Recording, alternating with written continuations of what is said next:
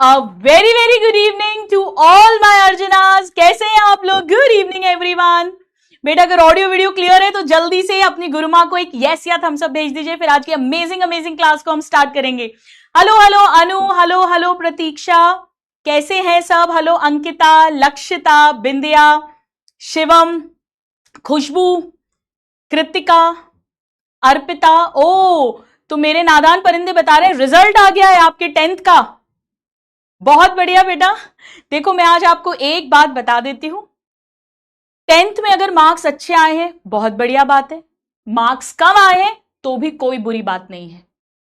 10th की marksheet केवल और केवल आपकी डेट ऑफ बर्थ के लिए यूज होगी, उसके अलावा उसका आपकी लाइफ पर कोई रेलेवेंस नहीं होगा। मैंने आपसे कल भी कहा था कि यहां से एक नया सफर शुरू होगा और ऐसे बहुत सारे स्टूडेंट्स हैं जो 10th में टॉप करते हैं, बहुत अच्छी स्कोरिंग लाते हैं, बट 11 12 में भटक जाते हैं, डिस्ट्रैक्ट हो जाते हैं और आगे अच्छा नहीं कर पाते। और ऐसे बहुत सारे स्टूडेंट्स हैं जिनके 10th में लो मार्क्स आते हैं, एवरेज मार्क्स आते हैं, वो और मोटिवेट होते हैं, they want to give it that best, वो फोकस्ड हो जाते हैं, स्ट्रैटेजिकली पढ़ते हैं और अपना ड्रीम अचीव करते हैं। तो मेरा एक भी नादान परिंदा बिल्कुल भी दुखी नहीं होगा अगर उसके मार्क्स कम आए हैं, कोई फर्क नहीं पड़ता। इस माया जाल में नहीं फंसना। 10th में अपना बेस्ट दे दिया, जो कर सकते थे कर लिया, अगर कुछ गलतियां हो गई, कुछ रिग्रेट्स हो गए, कोई बात नहीं है। अब एक नई कहानी शुरू करेंगे, नया दिन है, नई बात करेंगे, आज फिर एक नई शुरुआत करेंगे और मेरे नादान परिंदे अपनी गुरुमा के साथ एक नई उड़ान भरेंगे। ठीक है, तो मार्क्स अच्छे हैं, वेल डन। मार्क्स बुरे हैं तो भी वेल डन, क्योंकि आज से आप क्या करने वाले हैं वो आगे के करियर को डिफाइन करेगा। हेलो हेलो उम्मे, हेलो आयुष, अक्षिता, श्रेयांश, रीति, मरियम, श्रेया। मुझे काफी सारे नाम उन नादान परिंदों के भी दिख रहे हैं जो अर्जुना 3.0 लास्ट ईयर जब मैंने जूलॉजी लिया था तो वहां थे और अब इस साल मेरे पास आ गए हैं बॉटनी में। लक्ष्य बैच में भी काफी बच्चे ऐसे आए हैं। देखो बेटा, कुछ स्टूडेंट्स जो लिख रहे हैं कि गुरुमा मेरे 85 आए, 87% आए, 92% आए, लेकिन मैं फिर भी सेटिस्फाइड नहीं हूं। देखो मैं आपको एक बात बता दूं, ऐसा होता है जैसे लड़के लड़कियों में नहीं होता, लड़कों के अगर 50%, 60, 70% भी आ गए तो खुश, और लड़की के 99.9% भी आ गए, एक क्वेश्चन भी गलत हो गया, छूट गया तो उदास बैठी, भाई क्या हो गया, पेपर कैसा गया, बेकार यार। क्यों? 2 क्वेश्चन नहीं बने। वो लड़का सोच रहा है यार मैं तो पासिंग मार्क्स करके आया हूं और इतना खुश हो रहा हूं। तो बेटा please please please, I am telling you, it's a new journey, just forget about the marks now. उस कहानी को, उस चैप्टर को खत्म कर दीजिए, उस किताब को बंद कर दीजिए। मैं आपको एक रियल बात बताती हूं, चलो अपने जीवन की एक बात बताती हूं। मेरे 10th क्लास में बोर्ड एग्जाम में मैंने अपने बोर्ड में अपने स्कूल में टॉप किया था। ठीक है, मेरे साइंस में केवल 78 नंबर थे, मेरे मैथ्स में 99 मार्क्स थे, सब में 95 प्लस मार्क्स थे, पर साइंस में मेरे केवल 78 मार्क्स थे। उसके बावजूद मैंने टॉप करा था, 90 प्लस मार्क्स लाई थी, तो आप समझ सकते हैं बाकी सब्जेक्ट्स में मेरे बहुत अच्छे नंबर थे। मैंने रिवाल भी डाला बिकॉज आई वॉज शॉक्ड कि यार 78 नंबर कैसे आ सकते हैं। अच्छा, प्रैक्टिकल में तो अपने टीचर्स ने फुल मार्क्स दिए थे क्योंकि बढ़िया स्टूडेंट थे, सबके फुल नंबर मिलते थे। मतलब एक ऐसा स्टूडेंट जिसके 80, 85, 82% मार्क्स थे ना ओवरऑल, उसके भी साइंस में मेरे से ज्यादा थे। तो मुझे बहुत सारे मेरे रिलेटिव्स ने, आसपास के लोगों ने बोला कि यार तू तो मैथ्स ले, और मैथ्स मुझे खैर पसंद भी बहुत था, साइंस मत ले, बायो मत ले, तेरे तो साइंस में कम नंबर है। But my aim was to become a doctor. मैं एक डॉक्टर बनना चाहती थी। तो मुझे उस समय यही समझाया गया, जो कुछ मेरे अच्छे मतलब it's my good luck, it's my Fortune कि मुझे ऐसे लोग जीवन में मिले जिन्होंने मुझे यही कहा जो आज मैं आपसे कह रही हूं कि कोई फर्क नहीं पड़ता तुम्हारे मार्क्स कितने हैं, अब से तुम्हारी जर्नी शुरू होगी। और वो हम जानते हैं बेटा, बोर्ड्स में कई बार वो कहते हैं ना कि शायद टीचर घर पे लड़कर आया था इसीलिए कॉपी ऐसी चेक कर दी। मतलब आज तक मेरे लिए मिस्ट्री है कि 78 नंबर कैसे आ सकते हैं मेरे साइंस में, इतना अच्छा पेपर गया था मेरा। रिवाल भी डाला, उस समय 500 रुपए का होता था, वो भी खराब हो गए, लेकिन कोई नंबर नहीं बढ़े मेरे। But here I am in front of you a practicing doctor. So बिल्कुल भी आराम से, मेरा CBSE बोर्ड था। इनफैक्ट बहुत लोगों ने मुझे बोला था मैथ्स ले लो, और मेरा मैथ्स था भी बहुत अच्छा, और मुझे मैथ्स पसंद भी बहुत जबरदस्त था। मैं आज भी घर पे भी जैसे कोई कैलकुलेशंस करना है, कुछ फाइनेंसेस करने हैं, तो I am the one who does everything, और कैलकुलेटर कभी यूज नहीं करती हूँ। उस मैथ्स अच्छी होने का बेनिफिट मुझे फिजिक्स में मिला, फिजिकल केमिस्ट्री में मिला, क्वेश्चन न्यूमेरिकल्स के टाइम मिला, पर मैंने जान करके मैथ्स नहीं ली थी। ये बात आज मैं आप लोगों को बता रही हूं। मेरे मैथ्स के जो सर थे उन्होंने कहा था आकांक्षा तेरे को फ्री में ट्यूशन पढ़ा दूंगा मैं 11th 12th में, तू बायो भी ले ले और मैथ्स भी ले ले। हमारे टाइम पर भी सीबीएसई में पीसीएम भी ले सकते थे। मैंने कहा सर देखिए, बायो में तो हो सकता है मेरा नीट में एक बार में सिलेक्शन ना हो, लेकिन मैथ्स में मैं कोई ना कोई इंजीनियरिंग कॉलेज तो निकाल लूंगी, भले ही आईआईटी टॉप ना आ पाऊं, लेकिन कोई ना कोई इंजीनियरिंग कॉलेज तो निकल जाएगा गवर्नमेंट मेरा। तो घर वाले फिर मुझे ड्रॉप नहीं लेने देंगे और फिर मुझे इंजीनियरिंग में डाल देंगे, और मुझे तो डॉक्टर ही बनना है। तो मैंने वो स्कोप ही नहीं छोड़ा और मैंने मैथ्स को लीव कर दिया था। तो बेटा मैं आपसे सिर्फ यही कह रही हूं कि अपनी जिद पर अड़े रहिए, डॉक्टर बनने की जिद पर अड़े रहिए। आज से एक नई जर्नी शुरू हो रही है। तो अब ये मत बोलो only 87%, only 92%, I am dissatisfied, या मेरे 46% आए, मेरे 54% आए, क्वालिफाइंग नंबर आ गए, बात खत्म हो गई। बेटा ये 10th की मार्कशीट पूरी जिंदगी केवल जहां पर डेट ऑफ बर्थ का प्रूफ देना होता है ना, वहां मांगी जाती है, उसके अलावा कहीं नहीं मांगी जाती। जिसने टॉप भी करा है ना, वो भी तरस जाएगा कि पूरी जिंदगी कोई मेरे से 10वीं के नंबर पूछ ले तो मैं भी जरा चौड़ा होकर शान से बताऊं मेरे 99.9% आए। बेटा कोई जिंदगी में नहीं पूछेगा। मैं अपने खानदान की पहली डॉक्टर बनी थी, आज भी इकलौती डॉक्टर हूं। 12th के साथ सिलेक्शन हुआ था, मेरे 120 का बैच था, एमबीबीएस का बैच, जिसमें मैं और एक और लड़का था। सिर्फ हम दो थे जो 12th के साथ सिलेक्ट हुए थे, बाकी सारे ड्रॉपर्स थे। हम दोनों जब पहले दिन गए, 1-2 दिन तक हम बड़े जोश में थे कि प्रोफेसर आएंगे, लेक्चरर आएंगे, हमसे पूछेंगे बताओ फ्रेशर कौन सिलेक्टेड है, और हम बड़ी शान से क्लास में खड़े होंगे। किसी ने नहीं पूछा, क्योंकि जब आप एमबीबीएस में सिलेक्ट होंगे तो फिर एक नई जर्नी शुरू हो जाएगी। फिर कोई नहीं पूछेगा कि आपके कितने नंबर थे, आपकी कितनी रैंक थी, ये सब कोई नहीं पूछता बेटा। फिर आपकी एक नई जर्नी शुरू होगी। ठीक है बेटा, चलिए।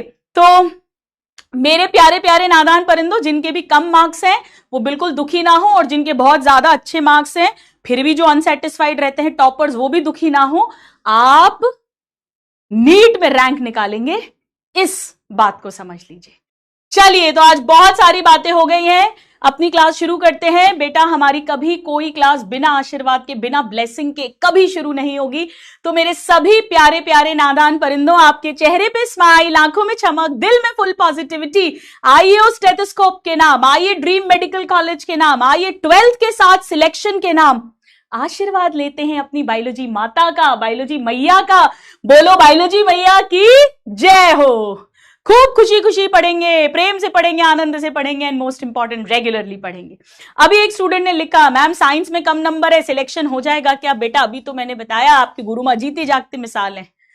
कोई फर्क नहीं पड़ता, कोई फर्क नहीं पड़ता बेटा। एक नई जर्नी है, आप आज से क्या करेंगे वो तय करेगा कि आप नीट में सिलेक्ट होंगे या नहीं होंगे, या कब होंगे। It's a new journey from now on. Is it very very clear? ठीक है, जय हो। अरे कितने ही नंबर हो बेटा, कोई फर्क नहीं पड़ता। नीट में तो अगर आपके 10th में बहुत कम नंबर है तो भी फर्क नहीं पड़ता, खाली आपको बायो मिल जानी चाहिए, वो तो आप किसी स्कूल में ले ही लोगे, साइंस बायो पीसीबी। बाकी तो आपको क्वालिफाइंग मार्क्स भी नहीं चाहिए, वो भी 12th बोर्ड्स के देखे जाएंगे नीट के लिए, है ना? ठीक है, चलो। नहीं, एक स्टूडेंट ने लिखा है, मैं नाम तो नहीं देख पाई हूं, कि मैम मेरे parents wants me to give up because of low marks in science. Please आपके मम्मी पापा से गुरु मां की मेरी ये रिक्वेस्ट है, और मेरा जो भी एक्सपीरियंस है उससे मैं कह रही हूं कि अगर आपके बच्चे को डॉक्टर बनना है, अगर वो आगे पढ़ने के लिए तैयार है, मेहनत करने के लिए तैयार है, तो प्लीज कोई भी पेरेंट जिनके भी बच्चों के नंबर कम आए हैं 10th के अंदर साइंस में, या ओवरऑल परसेंटेज कम आए हैं, आप प्लीज उनको फुल मोटिवेशन दीजिए, फुल एंथुजियाज्म दीजिए, फुल स्पेस दीजिए, और उनको बोलिए कि जा बेटा, जी ले तेरी जिंदगी, जा कर ले नीट की तैयारी। कोई फर्क नहीं पड़ता कि कितने मार्क्स आए हैं यहां तक, अब वो क्या करेगा दैट इज इंपॉर्टेंट। ठीक है, चलिए आइए। अब बेटा मैं क्या सिखाने वाली हूं, आज थोड़ी सी 2-3 मिनट बात करूंगी, फिर अपन क्लास कल वाली रिवाइज करेंगे और फिर आगे की कहानी। कोई न्यू स्टूडेंट तो नहीं है ना? मैं प्राइवेट में डॉक्टर हूं बेटा, गवर्नमेंट डॉक्टर नहीं हूं। गवर्नमेंट में मैंने कभी करा नहीं, क्यों नहीं करा वो भी बताऊंगी, पर सारी बातें, हाँ, गुरु माँ की पूरी जीवन की कहानी आज ही जान लो आप लोग। चलो देखो बेटा, मेरी बात ध्यान से सुनो, मेरी बात ध्यान से सुनो। आज आप सबको क्या करना है, आप सबको एक डायरी बनानी है। एक डायरी, आप डायरी बना सकते हो या आप एक रजिस्टर भी ले सकते हो, और उसको सुंदर सुंदर लिख लेना ऊपर, जागृति डायरी। जागृति डायरी ये गेम चेंजर होगी आपके लिए। जब कल मैंने आपको 10 का दम स्ट्रैटेजी बताई थी, अगर कोई नया स्टूडेंट है तो लेक्चर 1 आप संडे को आराम से देख लेना, ठीक है बेटा। जो भी स्टूडेंट्स न्यू हैं, मैं देख पा रही हूं यहां पे काफी सारे नए स्टूडेंट्स भी जुड़े हैं। अलीजा, आप में से जो भी न्यू स्टूडेंट्स हैं, संडे को लेक्चर 1 आराम से देख लेना बेटा। अभी जो मैं बता रही हूं उसको सुनिएगा, ठीक है। यही आपको मिल जाएगा आप ही के बैच के अंदर। तो हमने 10 का दम, यानी कल हमने समझा था कि हम कैसे क्लासेस को करेंगे, क्या फ्लो रहेगा। वहां मैंने आपको बताया था कि ज्यादातर स्टूडेंट्स शुरू बहुत जोश में करते हैं, पर उस कंसिस्टेंसी को, रेगुलरिटी को मेंटेन नहीं कर पाते। दोस्ती, प्यार, मोहब्बत, डिस्ट्रैक्शंस, टाइम वेस्ट करने के कारण 11th बर्बाद हो जाती है, और ये सबसे बड़ा कारण बनता है 12th के साथ सिलेक्ट ना हो पाने का और ड्रॉपर में कन्वर्ट होने का। यानी रेगुलरिटी को मेंटेन करना बहुत जरूरी है, और उसके लिए प्लान्ड स्टडीज करना बहुत जरूरी है डे 1 से। जिनकी भी आज फर्स्ट क्लास है बेटा, बिल्कुल फिक्र मत करो, संडे को आराम से कवर करना। बहुत थोड़ा सा पढ़ाया था कल, शुरू में धीरे धीरे धीरे धीरे हमारी बॉन्डिंग होगी, थोड़ा धीरे धीरे पढ़ेंगे, फिर स्पीड गियर अप करेंगे। अब इस डायरी में आपको क्या करना है, आपको इसमें डेली एमसीडी लिस्ट बनानी है और मुझे भेजनी है। अब गुरुमा ये एमसीडी लिस्ट क्या होती है? मेरे स्टूडेंट्स मुझे 2-2 साल तक एमसीडी लिस्ट भेजते हैं, अर्जुना में, लक्ष्य में, और फिर जब सिलेक्ट होके रिजल्ट सेलिब्रेशन पर आते हैं तो वो डायरी दिखाते हैं। तो एम से है बेटा, एम से है मस्ट डू, सी से है कैन डू, और डी से है डोंट डू। ये लिखो बेटा, ये लिखो, एक पेज पे लिख लीजिए। आपको डेली एमसीडी लिस्ट बनानी होगी। मस्ट डू मतलब, मेरी बात ध्यान से सुनो, जैसे आज फॉर एग्जाम्पल आज 15 अप्रैल है, ठीक है, तो 15 अप्रैल 26 मैंने डेट डाली, और मैं एमसीडी लिस्ट बनाऊंगी। सपोज मैं रात को 9 बजे पढ़ने बैठी, 10 बजे पढ़ने बैठी, या जब मैंने सब पढ़ाई खत्म कर दी तब, फॉर नेक्स्ट डे यानी फॉर 16 अप्रैल मैं अपना दिन को प्लान करूंगी कि कल मुझे स्कूल जाना है। हम ये भी बात करेंगे कि स्कूल को कैसे मैनेज करना है कोचिंग के साथ, वो सब हम बात करेंगे। या स्कूल में अलग चैप्टर चल रहा है, अलग चैप्टर चलना है, उसे कैसे मैनेज करेंगे, मैं धीरे धीरे क्लासेस में आपको सब कुछ बताती जाऊंगी। आपकी गुरुमा है, मेरे खुद का सिलेक्शन 12th के साथ हुआ है, इसी तरह 11th 12th में तैयारी करके you will get all my personal experience as well as my teaching experience, always always always. तो बेटा आप क्या करोगे, आप कल का दिन प्लान करोगे। फॉर एग्जाम्पल मैं इतने बजे से इतने बजे तक स्कूल गया, या कल मैं एक दिन स्कूल में ऑफ ले लूंगा सेल्फ स्टडी के लिए 75% अटेंडेंस को मैनेज करते हुए। तो आप अपना दिन प्लान करेंगे कि क्या है जो मुझे करना ही करना है, करना ही करना है, मस्ट डू। फॉर एग्जाम्पल आपने लिखा कंप्लीट 2 क्लासेस, कि कल जो मेरी 2 क्लासेस होंगी वो मैं कंप्लीट करूंगा ही करूंगा।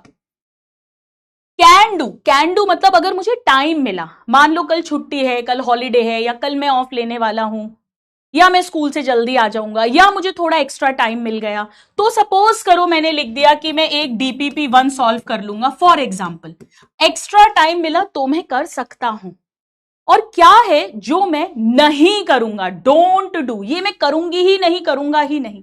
अब इसमें कुछ भी हो सकता है बेटा, अभी तो आप जस्ट स्टार्ट कर रहे हो जर्नी, वरना अगर आप 12th के ड्रॉपर के बच्चों को पूछेंगे तो उनका बहुत सारा टाइम जो है वो डिस्ट्रैक्शंस में वेस्ट होता है। आप अपना डिस्ट्रैक्शन लिखो, जैसे ओवर थिंकिंग में बहुत टाइम जाता है, बैठे बैठे सोच रहे हैं फालतू का, इधर उधर टाइम वेस्ट कर रहे हैं, वो मैं नहीं करूंगा। कुछ भी हो सकता है इंस्टा, कि भाई अपन एक रील स्क्रॉल करना शुरू करा, 2 घंटे कब निकल गए पता नहीं चला, तो ये मुझे नहीं करना है। या फॉर एग्जाम्पल मुझे बहुत ज्यादा ओवर स्लीपिंग नहीं करनी है। इट कुड बी एनीथिंग, मुझे नेगेटिव नहीं सोचना है, नेगेटिव थॉट्स नहीं करने हैं, etcetera. It could be anything. आप उसको लिखेंगे। अब आपको ये समझ आएगा कि गुरुमा क्या लिखने से प्रॉब्लम सॉल्व हो जाएगी? क्या लिखकर ओवर थिंकिंग मत करो तो ओवर थिंकिंग नहीं होगी? नहीं, ऐसा नहीं है। पर इसकी शुरुआत हो जाएगी। जैसे फॉर एग्जाम्पल मुझे घर बनाना है, मुझे गाड़ी खरीदनी है, तो पहले मैं सोचूंगी ना, जब मेरे दिमाग में गाड़ी आएगी तब मैं उसके लिए फाइनेंसेस देखूंगी, जुगाड़ करूंगी, लोन के लिए अप्लाई करूंगी, तब जाकर मैं वो गाड़ी खरीद के लाऊंगी। तो ऐसे ही जब आप सोचेंगे कि कहां कहां टाइम वेस्ट होता है, आप उसको लिखेंगे, तो आपके माइंड में, कॉन्शियस माइंड में वो बात जाएगी और धीरे धीरे धीरे वो चीजें कम होती जाएंगी। अब आपको करना क्या है, आपको इसे भेजना कहां पर है, तो आप इसको भेजेंगे सेंड टू मी और योर सेल्फ। अब इसका क्या मतलब है?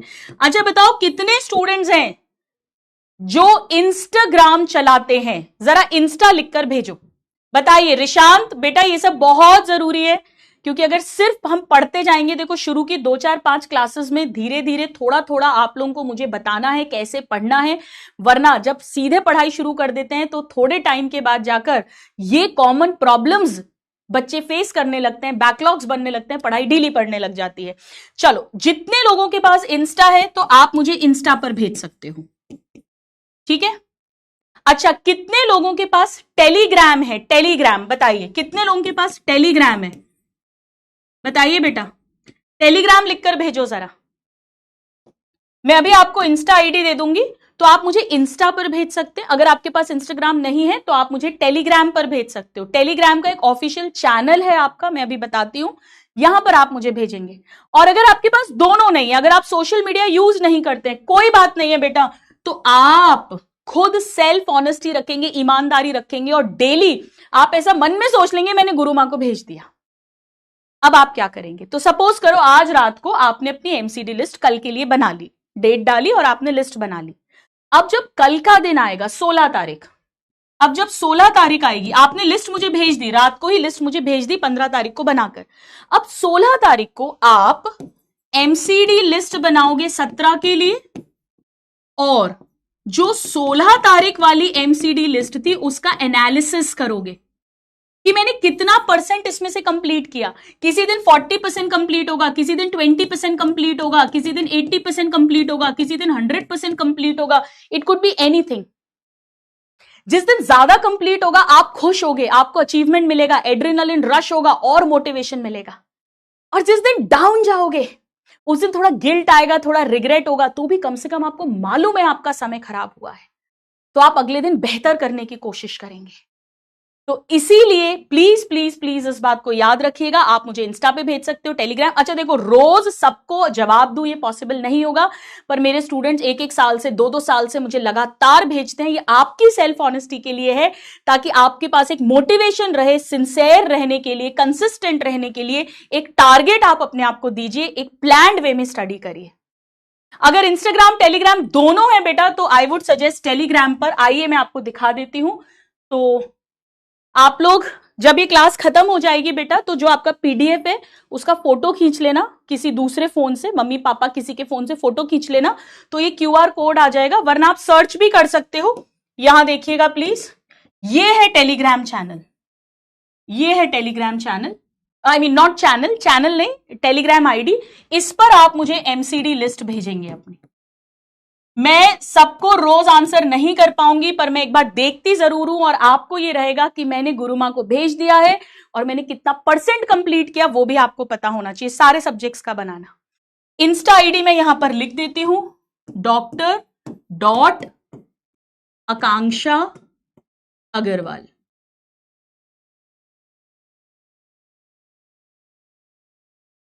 अब आपको एक काम और करना है, आपको एक टेलीग्राम चैनल मैंने बनाया हुआ है, पीडब्ल्यू की तरफ से है ये, इसको ज्वाइन करना है अगर आपके पास टेलीग्राम है। यहां पर हम क्या करेंगे, बहुत इंपॉर्टेंट चीज, मैं यहां पर मॉर्निंग डोज देती हूं। हाँ जी, सुबह सुबह good T, morning dose with your गुरु मां। आज सोचा था बट कल आपको बताया नहीं था, इसीलिए आज दिया नहीं मैंने। कल से आपका मॉर्निंग डोज शुरू हो जाएगा। मॉर्निंग डोज का क्या मतलब है बेटा, आज जो भी हम क्लास कर रहे हैं ना, वो कल सुबह सुबह 7 बजे 8 बजे तक मैं आपको वॉइस मैसेज या वीडियो मैसेज भेजूंगी, और पूरी क्लास आपको 2-3 मिनट में रिवाइज करवा दिया करूंगी। इसके अलावा कभी कोई एक्स्ट्रा क्वेश्चंस है, पीडीएफ्स हैं, टेस्ट है, इंफॉर्मेशन है, तो वो भी इस चैनल पर आपको मिल जाया करेगी। ये मेरा ऑफिशियल चैनल है। एक और चैनल होगा टेलीग्राम पर जो आपके अर्जुना बैच का है, उसे भी आपको ज्वाइन करना होगा, वो मैं अभी लास्ट में बता दूंगी। ठीक है, चलिए बेटा ये बातें करना शुरू में जरूरी है। मैं नाम देखना भूल गई, खन्ना सरनेम है, मैं बिल्कुल समझती हूं। आप लोग स्कूल अटेंड कर रहे हैं बेटा, आप शायद बहुत टॉपर स्टूडेंट्स होंगे इसलिए आपको लग रहा है, बट यहाँ सारे तरह के स्टूडेंट्स हैं और एवरेज स्टूडेंट्स बहुत ज्यादा सिलेक्ट होते हैं बेटा, जिनके कम मार्क्स होते हैं वो भी बहुत सिलेक्ट होते हैं। तो मुझे एक बार बहुत इंपॉर्टेंट है सबको ये चीजें एड्रेस करना, तो प्लीज प्लीज प्लीज आप एमसीडी लिस्ट आज से बनाना शुरू करेंगे और नीट में सिलेक्शन वाले दिन तक बनाएंगे। जरा बताइए कितने स्टूडेंट्स हैं जो मुझसे प्रॉमिस करते हैं इस बात के लिए, जरा दिलों की बौछार कर दीजिए। कम ऑन एवरीवन, यस मैं साइड हो जाती हूं बेटा, ले लीजिए। बेटा जो डमी स्टूडेंट्स हैं उनकी तो दिक्कत ही नहीं है, उनके पास तो टाइम ही टाइम है। जो रेगुलर स्कूल है उसे कैसे मैनेज करना है वो धीरे धीरे हम बात करेंगे। डमी स्टूडेंट्स तो जी जान लगा दो बेटा, तुमको तो सोचना ही नहीं है कि कभी भी 12th के बाद ड्रॉप लेना भी है, ना रेगुलर स्टूडेंट को सोचना है ना डमी स्टूडेंट को सोचना है। ठीक है,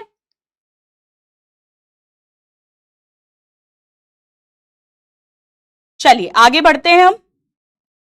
आइए अब हमने कल की क्लास में क्या पढ़ा था मैं एक बार आपको रिवाइज करवाती हूं। प्लीज अपनी एनसीईआरटी ओपन कर लीजिए। क्या बात है, दिल दिल दिल दिल दिल दिल दिल दिल दिल दिलों की बौछार। आईसीएससी वालों के लिए भी सेम है बेटा, आईसीएससी वालों के लिए भी सेम है। आपका कोई भी बोर्ड हो, आपको एनसीईआरटी बुक खरीदनी है। हार्ड कॉपी होना इज ऑलवेज बेटर। अगर आप पीडीएफ से कंफर्टेबल हैं तो अलग बात है, मैं तो आपको दूंगी ही PDF, but it is better कि आपके पास हार्ड कॉपी रहे। ठीक है, डमी मतलब जिन्हें रेगुलर स्कूल नहीं जाना होता ना। चलिए आइए हमने कल क्या पढ़ा था उसको समझते हैं।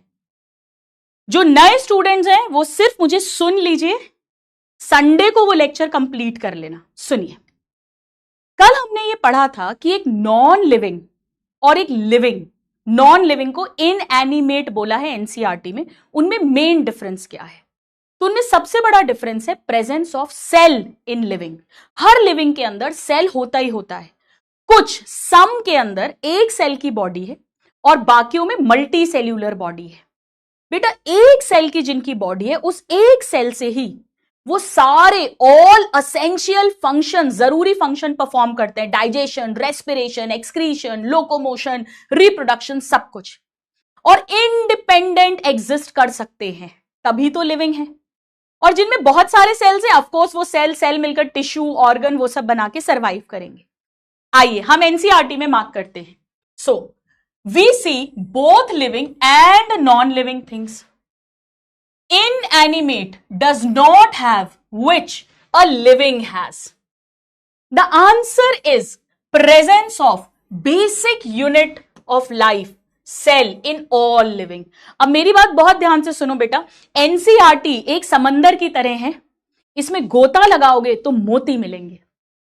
पूरा पेपर एनसीईआरटी से आता है, पूरा इंडिया एनसीईआरटी पढ़ता है, पूरा इंडिया एनसीईआरटी पढ़ाता है, पर फिर भी बहुत कम स्टूडेंट्स हैं जो बायो में बहुत अच्छा स्कोर करते हैं। क्यों? क्योंकि एक एक वर्ड, एक एक शब्द उन्होंने ध्यान से नहीं पढ़ा है। और ये हम जो टीचर्स हैं, मैं आपकी गुरु मां, आपकी लाइफ जैकेट है जो आपके लिए, आपके साथ इस एनसीईआरटी के अंदर आपको गोता लगवाएंगे। We will deep dive into the NCERT और एक एक मोती ढूंढ कर लाएंगे। बेटा देखो, ऑल लिविंग, अगर इस ऑल की जगह उन्होंने सम लिख दिया, फ्यू लिख दिया, मोस्ट लिख दिया तो वो इनकरेक्ट, रॉन्ग हो जाएगा। नाउ यानी all organisms are composed of cell, जिनमें से कुछ सिंगल सेल के बने, उन्हें हमने यूनिसेल्यूलर कहा था, और others like us many cells के बने, जिन्हें हमने मल्टी सेल्यूलर कहा था। ये सब मैं कल क्लास में समझा चुकी हूं, क्लास में याद करवा चुकी हूं, मैंने कहा था। अच्छा जरा बताओ, मी लिखकर भेजो कितने स्टूडेंट्स हैं जिन्हें कल क्लास में मिनिमम 70 to 80% क्लास में याद हो गया था। जरा मी लिखकर भेजिए।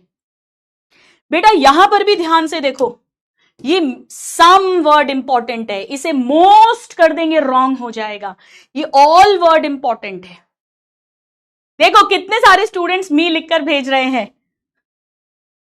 ये मेरी यूएसपी है बेटा, मिनिमम 70 to 80%, और अगर कॉन्सेंट्रेशन से पढ़ोगे तो पूरा भी क्लास में ही आपको याद करवा दिया करूंगी, बस घर पर आपको रिवाइज करना रहेगा।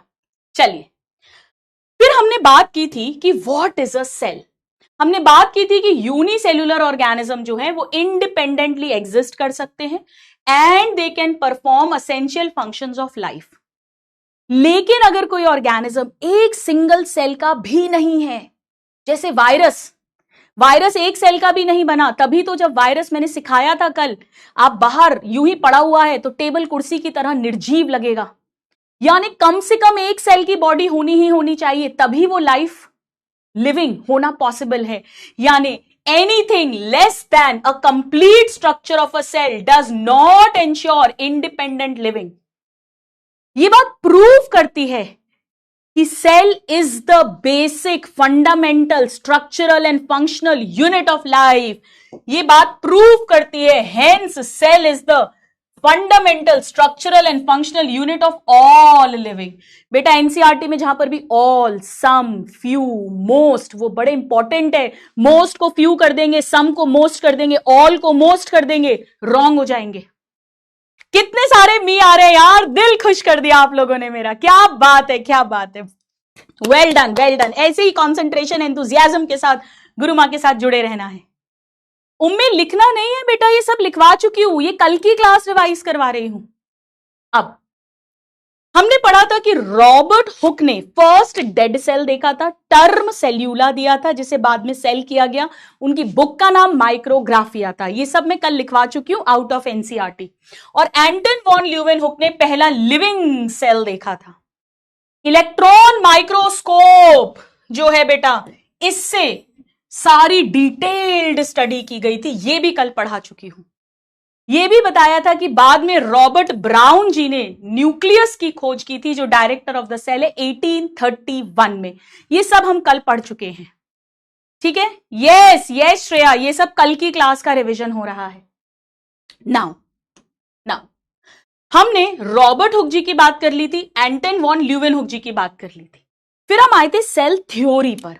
सेल थ्योरी दो साइंटिस्ट ने मिलकर दी थी, श्लीडन एंड श्वान।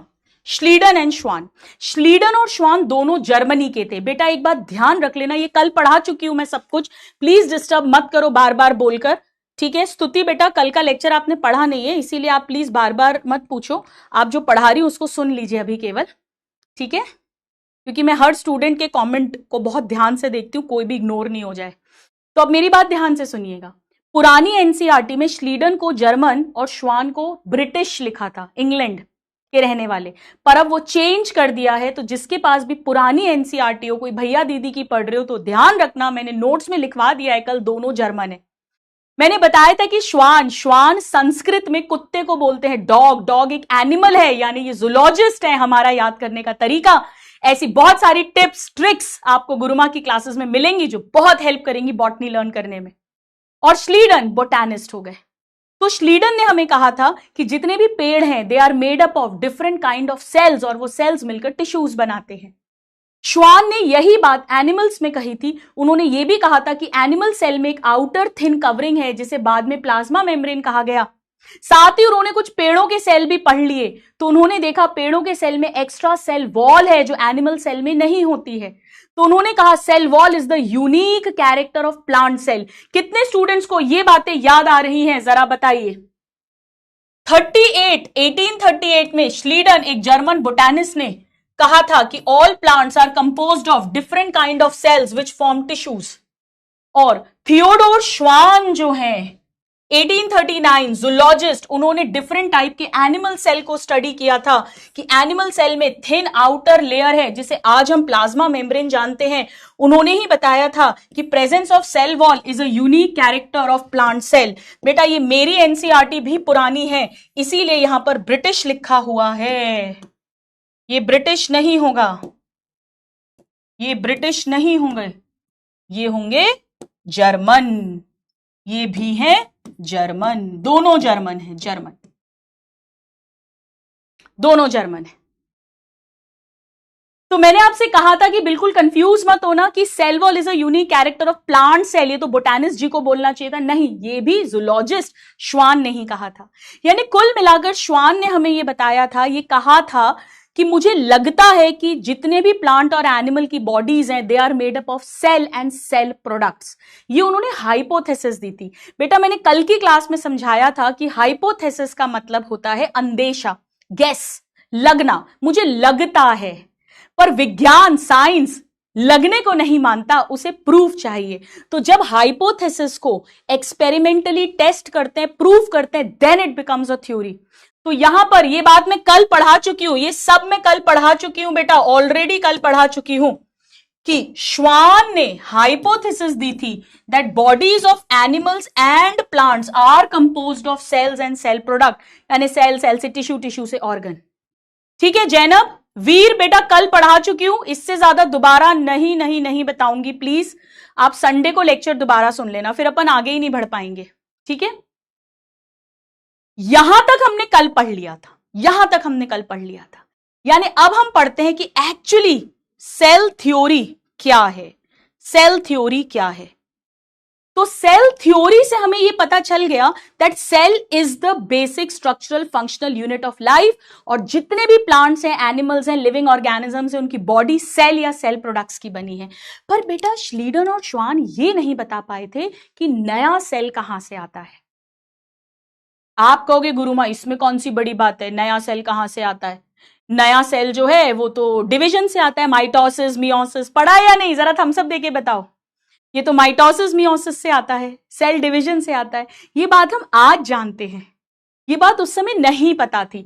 तो आइए प्लीज अपने नोट्स में अब आगे लिखना शुरू करिए। आइए बेटा अपना रजिस्टर निकाल लीजिए, जो न्यू स्टूडेंट्स हैं वो भी यहां से लिखना स्टार्ट कर दो, और संडे को अपना लेक्चर कंप्लीट कर लेना। फर्स्ट लेक्चर बहुत अभी तक जितना बताया, रिवाइज कराया, वो उसमें लिखवाया हुआ है बेटा। ठीक है, मैं दोबारा नहीं लिखवा सकती, फिर आप एक ही क्लास में अटके रह जाएंगे अपन। So cell theory could not explain, ये जो श्लीडन और श्वान जी दोनों को क्रेडिट जाता है सेल थ्योरी देने का, बट वो ये नहीं बता पाए थे कि नया सेल कहां से आता है। So cell theory could not explain how new cell arises। बेटा धीरे धीरे हमारी स्पीड गियर्ड अप होगी, अभी शुरू में हम धीरे धीरे चलेंगे ताकि आप मेरे साथ साथ लिखते भी जाएं, समझते जाएं, और धीरे धीरे हमारा माइंड ट्रेन होता जाए। बेटा ये बात एक और साइंटिस्ट ने बताई जिनका नाम है रुडोल्फ वर्चाउ जी हाँ बेटा, 1855। देखो 1838 में श्लीडन ने अपनी बात कही थी, 1839 में श्वान जी ने अपनी बात कही थी। दोनों की मिलकर सेल थ्योरी कहा गया था, और उसके कुछ साल बाद 1855 में। अच्छा मुझे एक बात बताओ बेटा, मैंने कल आपसे कहा था कि सब लोग एक डायरी या रजिस्टर बनाना, जिसके अंदर हम important scientist, important dates, important examples लिखा करेंगे जिस दिन क्लास में आए। ऐसा नहीं पूरा चैप्टर खत्म होगा तब सुंदर सुंदर लिख रहे हैं, कोई ऑस्कर अवार्ड, नोबेल प्राइज नहीं मिलने वाला है। और ये बहुत हेल्प करेगा आगे जाकर रिविजन्स करने में। कितने स्टूडेंट्स ने बना लिया? अक्षता, माय प्लेजर बेटा, बताइए कितने स्टूडेंट्स ने वो डायरी या रजिस्टर बना लिया? हैप्पी हरिवंश ने बना लिया है, अक्षरा ने बना लिया, ज्योति, बहुत बढ़िया बेटा, यस वेरी गुड। आपके टीचर, वन सब्जेक्ट में वन टीचर को चूज करो और उनका पूरा 100% फॉलो करो। हर टीचर से सिलेक्शन होता है, सारे टीचर्स बेस्ट होते हैं। स्तुति बना ली, क्या बात है। शिवांगी, तुषार, नितिश, अरे वाह यार, दिल जीत लिया आप लोगों ने, क्या बात है। तो आज ये भी उसमें डाल दीजिएगा। तो 1855 में रुडोल्फ वर्चाउ जी ने हमें बताया कि नया सेल स्विगी, जोमैटो, अमेजन, फ्लिपकार्ट से ऑर्डर करके नहीं आता है, वो पुराने सेल में डिवीजन से आता है। एक सेल ही डिवाइड करके 2 सेल, फिर 2 से 4 सेल ऐसे बनते हैं। तो आइए प्लीज इस बात को हम लिख लेते हैं, बहुत इंपॉर्टेंट साइंटिस्ट है। इन्होंने कहा कि omnis cellula e सेल्यूला, omnis cellula e सेल्यूला, omnis cellula e सेल्यूला, ये इन्होंने अपनी भाषा में स्टेटमेंट दिया था। बेटा ओमनिस मतलब न्यू, सेल्यूला मतलब सेल, ओमनिस मतलब न्यू, सेल्यूला मतलब सेल। सो ओमनिस मतलब न्यू, सेल्यूला मतलब cell. So new cells arise from e का मतलब है एग्जिस्टिंग या प्री एग्जिस्टिंग, पहले से मौजूद सेल, प्री एग्जिस्टिंग सेल। नया सेल, ओमनिस मतलब नया, सेल अराइज करता है, ई मतलब already existing, pre existing cell से। Omnis cellula, e cellula. तो क्या मैं ये बोल सकती हूं कि इन्होंने, श्लीडन एंड श्वान जी की थ्योरी तो है ही कि प्लांट और एनिमल की बॉडी सेल्स और सेल के प्रोडक्ट से बनी है, इन्होंने उसमें एडिशन कर दिया, यानी ये जो रुडोल्फ वर्चाउ जी हैं बेटा, ही मॉडिफाइड, उनकी बातें तो हैं ही सही श्लीडन एंड श्वान जी की, पर उन्होंने ये ऐड कर दिया। एनसीईआरटी लिखती है ही modified cell theory of Schleiden and Schwann. Schleiden and Schwann ji ने ये कहा था कि प्लांट्स में, एनिमल्स में, ऑल लिविंग ऑर्गेनिज्म में जो बॉडी बनी हुई है उसका cell is the basic structural functional unit, और इन्होंने उसमें एडिशन कर दिया था। क्या मैं ये बोल सकती हूं कि इन्होंने एक फाइनल रूप दिया इस सेल थ्योरी को? क्या मैं बोल सकती हूं बेटा, he gave final shape to cell theory, final shape to cell theory. अब जाकर सेल थ्योरी कंप्लीट हुई कि आखिर नया सेल कैसे आता है। एनसीईआरटी बेटा, Lovely Patra, NCERT will be our base book, क्योंकि नीट जो है वो एनसीईआरटी से ही क्लियर होता है। तो अगर आप कोई दूसरे बोर्ड के स्टूडेंट है तो प्लीज आप एनसीईआरटी जरूर परचेज कर लें।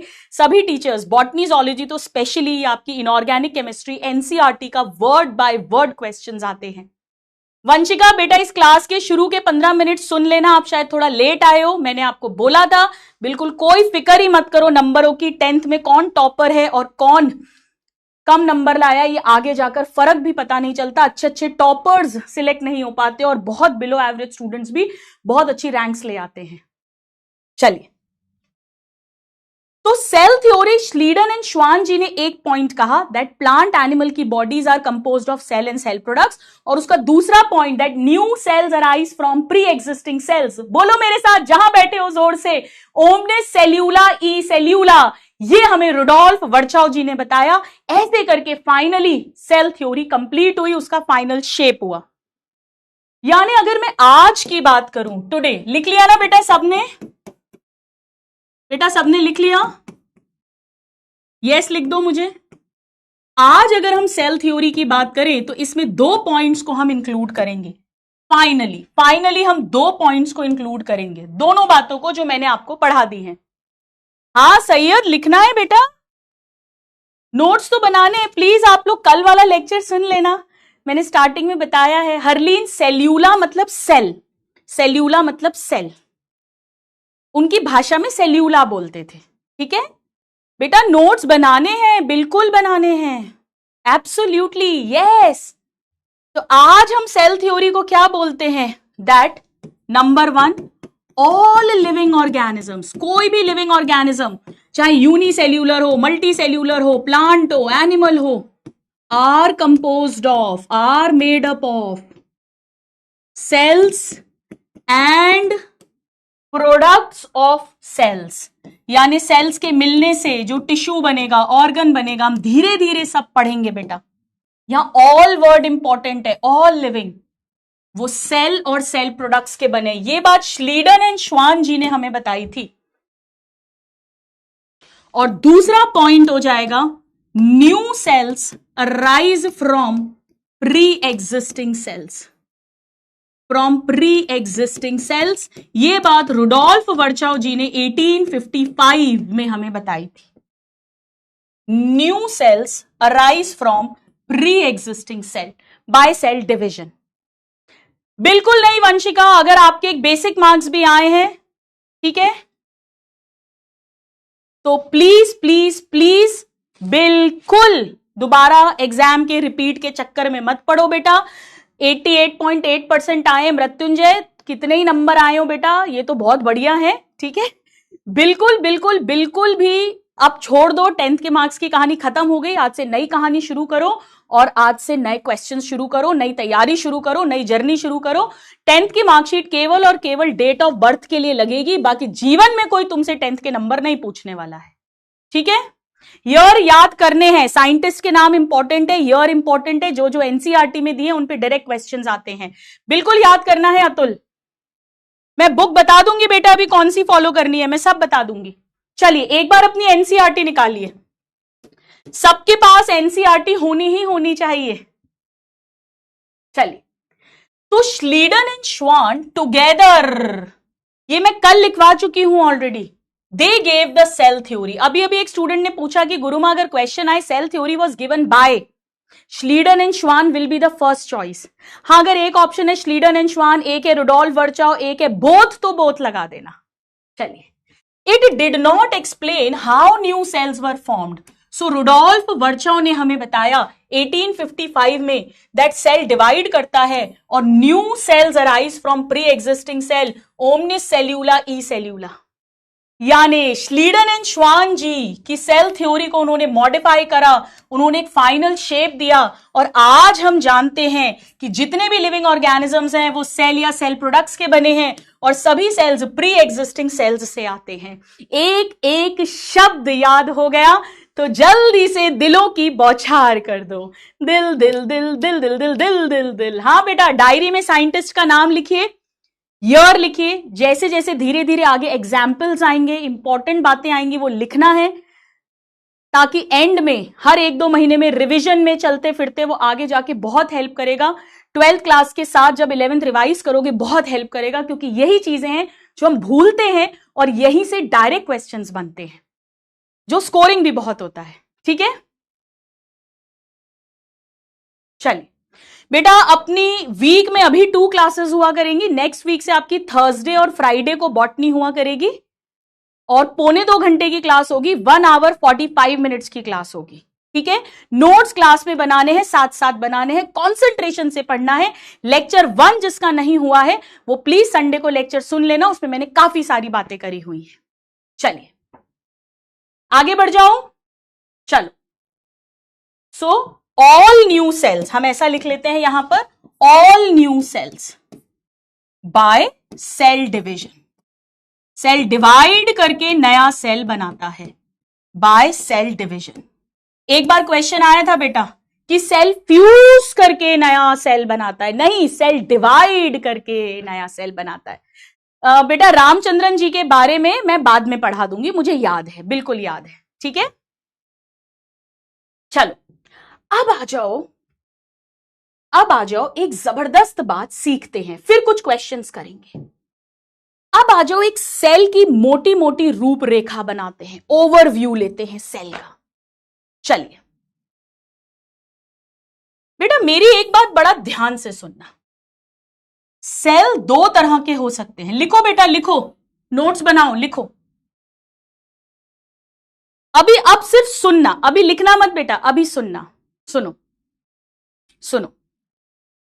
नोटबुक बना लो, डायरी बना लो, रजिस्टर बना लो, रफ बना लो, फेयर बना लो, कोई प्रॉब्लम नहीं है, बस बनाना है और पढ़ना है, ठीक है।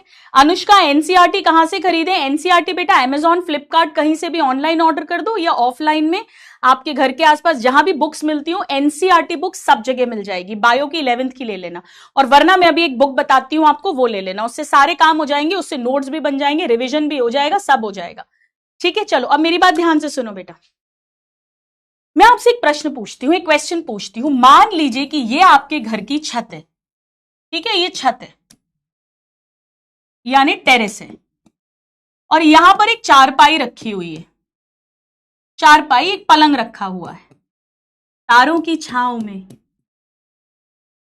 ठीक है। आजकल वो चल रहा है ना, तेरी मां पसंद है, तारों की छांव पसंद है, मुझे तो चाय पसंद है। तो मान लीजिए 2 फ्रेंड्स हैं, दोनों की छत है और छत पर चारपाई रखी हुई है, पलंग रखा हुआ है। एक फ्रेंड जो है उसकी छत पर कमरा बना हुआ है, कमरा, रूम बना हुआ है, छत पर रूम है और रूम के अंदर ये बेड डला हुआ है, और दूसरे फ्रेंड की छत पर ही बेड है। अब मुझे ये बताओ कि ये जो है गोलू और ये है मोलू, गोलू एंड मोलू। तो बताओ गोलू क्या कहेगा, मैं छत पर सोया या मैं कमरे में सोया? बोलो, मैं छत पे सोया या मैं कमरे में सोया? और मोलू क्या बोलेगा, मैं छत पे सोया या मैं छत पर जो कमरा है वहां सोया? बताइए बताइए बेटा। अरे बेटा कुछ नहीं, एक रजिस्टर बना लो और डेली जो साइंटिस्ट आए, ईयर आए, एग्जाम्पल आए, वो उसमें लिखते जाओ। मैं बताती हूं कि ये आज नोट कर लेना, अपने नोट्स में स्टार लगा लो कि ये बात मुझे डायरी में लिखनी है। तो हैंड टू हैंड जो चीजें भूलते हैं ना कॉमन, वो उसकी अपनी एक डायरी तैयार होती जाएगी। छत पे, तो ये तो छत पे सो रहा है, पर ये छत के कमरे में सो रहा है। क्यों? क्योंकि इस बेड के चारों तरफ दीवार बना दी, इसीलिए ये कमरा कहलाएगा। अगर मैं इस दीवार को तोड़ दूं, अगर मैं इस दीवार को तोड़ दूं बेटा, मैंने दीवार तोड़ दी, तो वापस ये छत हो गई।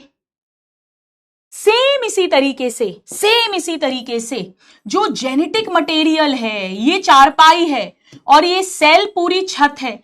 अगर इस जेनेटिक मटेरियल के चारों तरफ दीवार बना दूं, एनवेलप बना दूं, मेम्ब्रेन बना दूं, तो ये कमरा बन गया जिसे न्यूक्लियस कहेंगे।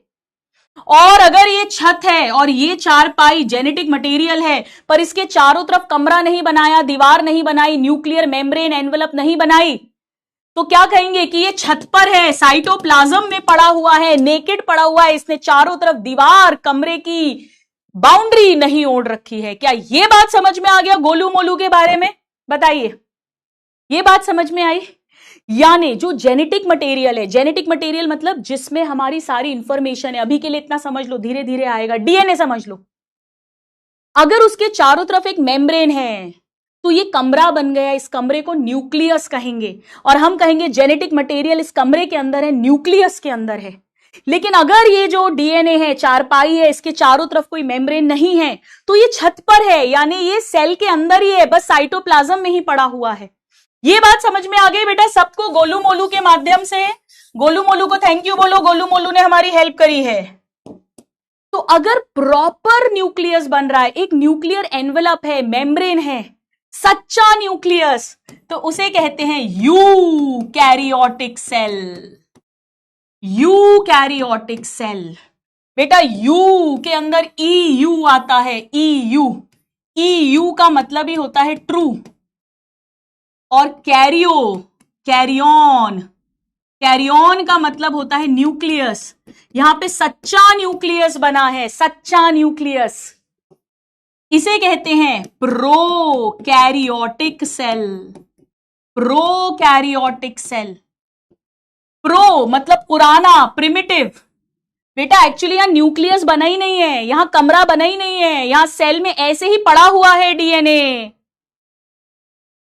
यानी यहां पर मेम्ब्रेन से बाउंड, मेम्ब्रेन से घिरा हुआ न्यूक्लियस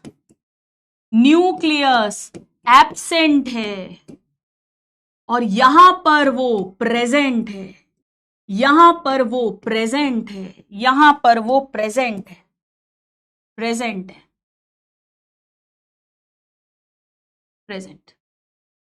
मजे आ गए? यस, वेल डिफाइंड न्यूक्लियस है, उसका अपना अस्तित्व है क्योंकि उसकी मेम्ब्रेन है। बेटा न्यूक्लियस एक डेंस स्ट्रक्चर होता है, एक डेंस स्ट्रक्चर। ये बात हमारी एनसीईआरटी में लिखी है, डेंस मतलब घना स्ट्रक्चर है, घना। क्यों है घना? क्योंकि इसमें डीएनए होगा, मैं आगे जाकर सिखाऊंगी। और यहां पर एक प्रॉपर न्यूक्लियस, सच्चा न्यूक्लियस प्रेजेंट है। यानी यहां पर जो डीएनए है, जेनेटिक मटेरियल है, it lie naked in cytoplasm. बेटा उसने कपड़े नहीं पहन रखे, उसके कपड़े क्या हैं? उसके कपड़े क्या होते हैं? वो मेम्ब्रेन, न्यूक्लियस की मेम्ब्रेन, वो कपड़े नहीं पहने हुए हैं, वो बस साइटोप्लाज्म में ऐसे ही यूं ही पड़ा हुआ है। So DNA lie naked in cytoplasm.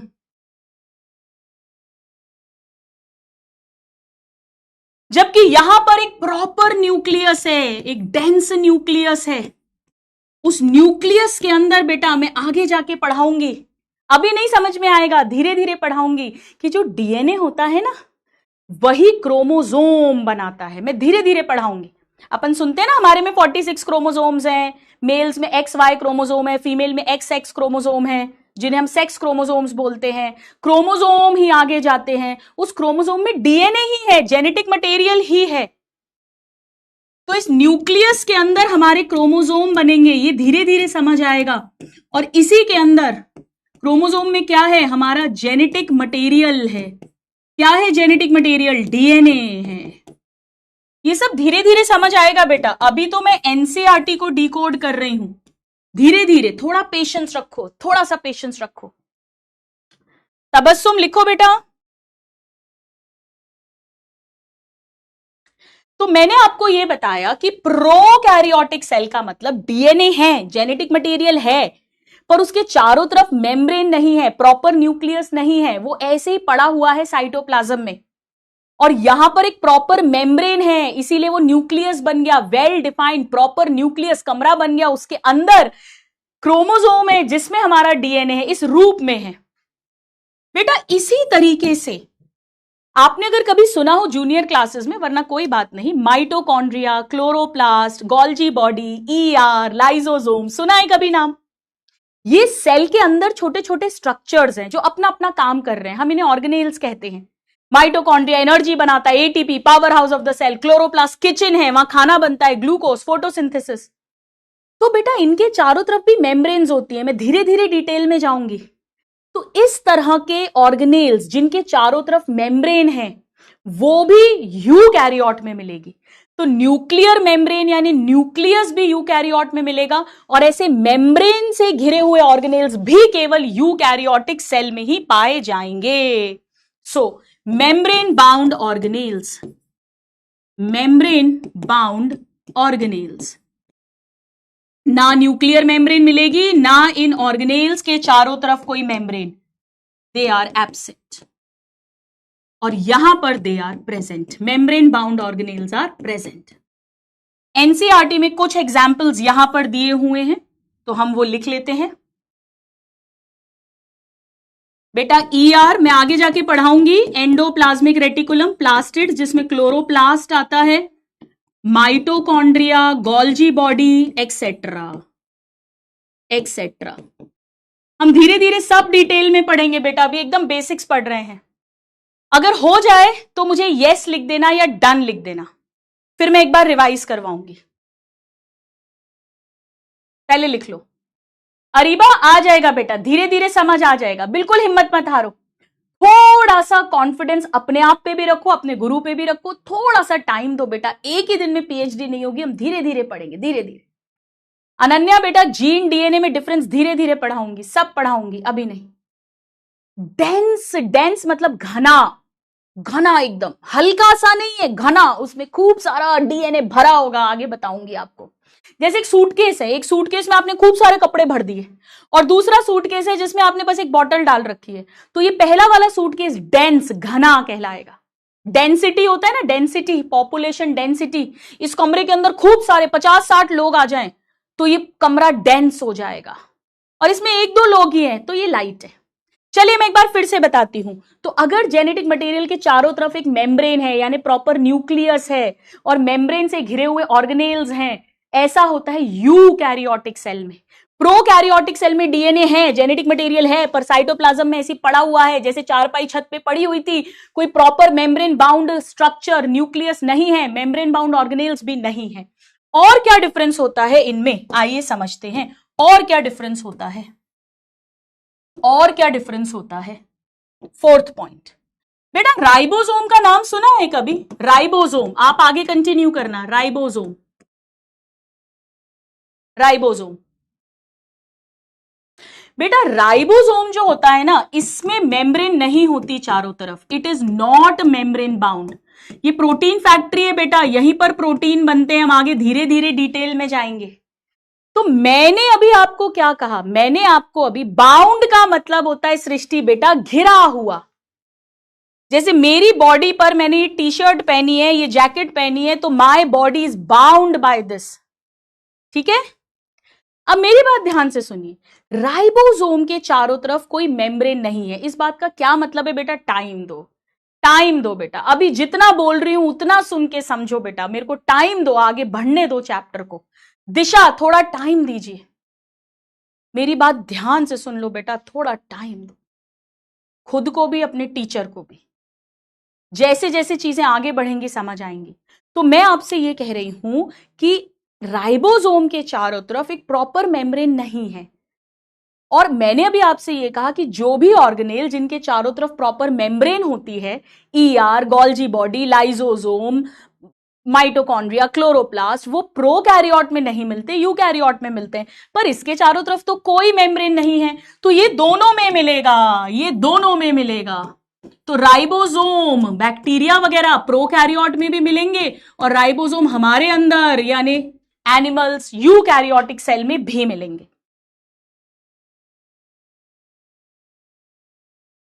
एक थोड़ा सा डिफरेंस होता है, ये अभी समझ नहीं आएगा। इनके साइटोप्लाज्म में 70S राइबोसोम मिलते हैं, 70S राइबोसोम्स, और हमारे यूकैरियोट्स के साइटोप्लाज्म में 80S राइबोसोम्स मिलते हैं। बेटा फिर कह रही हूं, थोड़ा सा टाइम दीजिए मुझे, धीरे धीरे समझ आएगा। हौले हौले हौले हौले हो जाएगा प्यार बलिए, हौले हौले।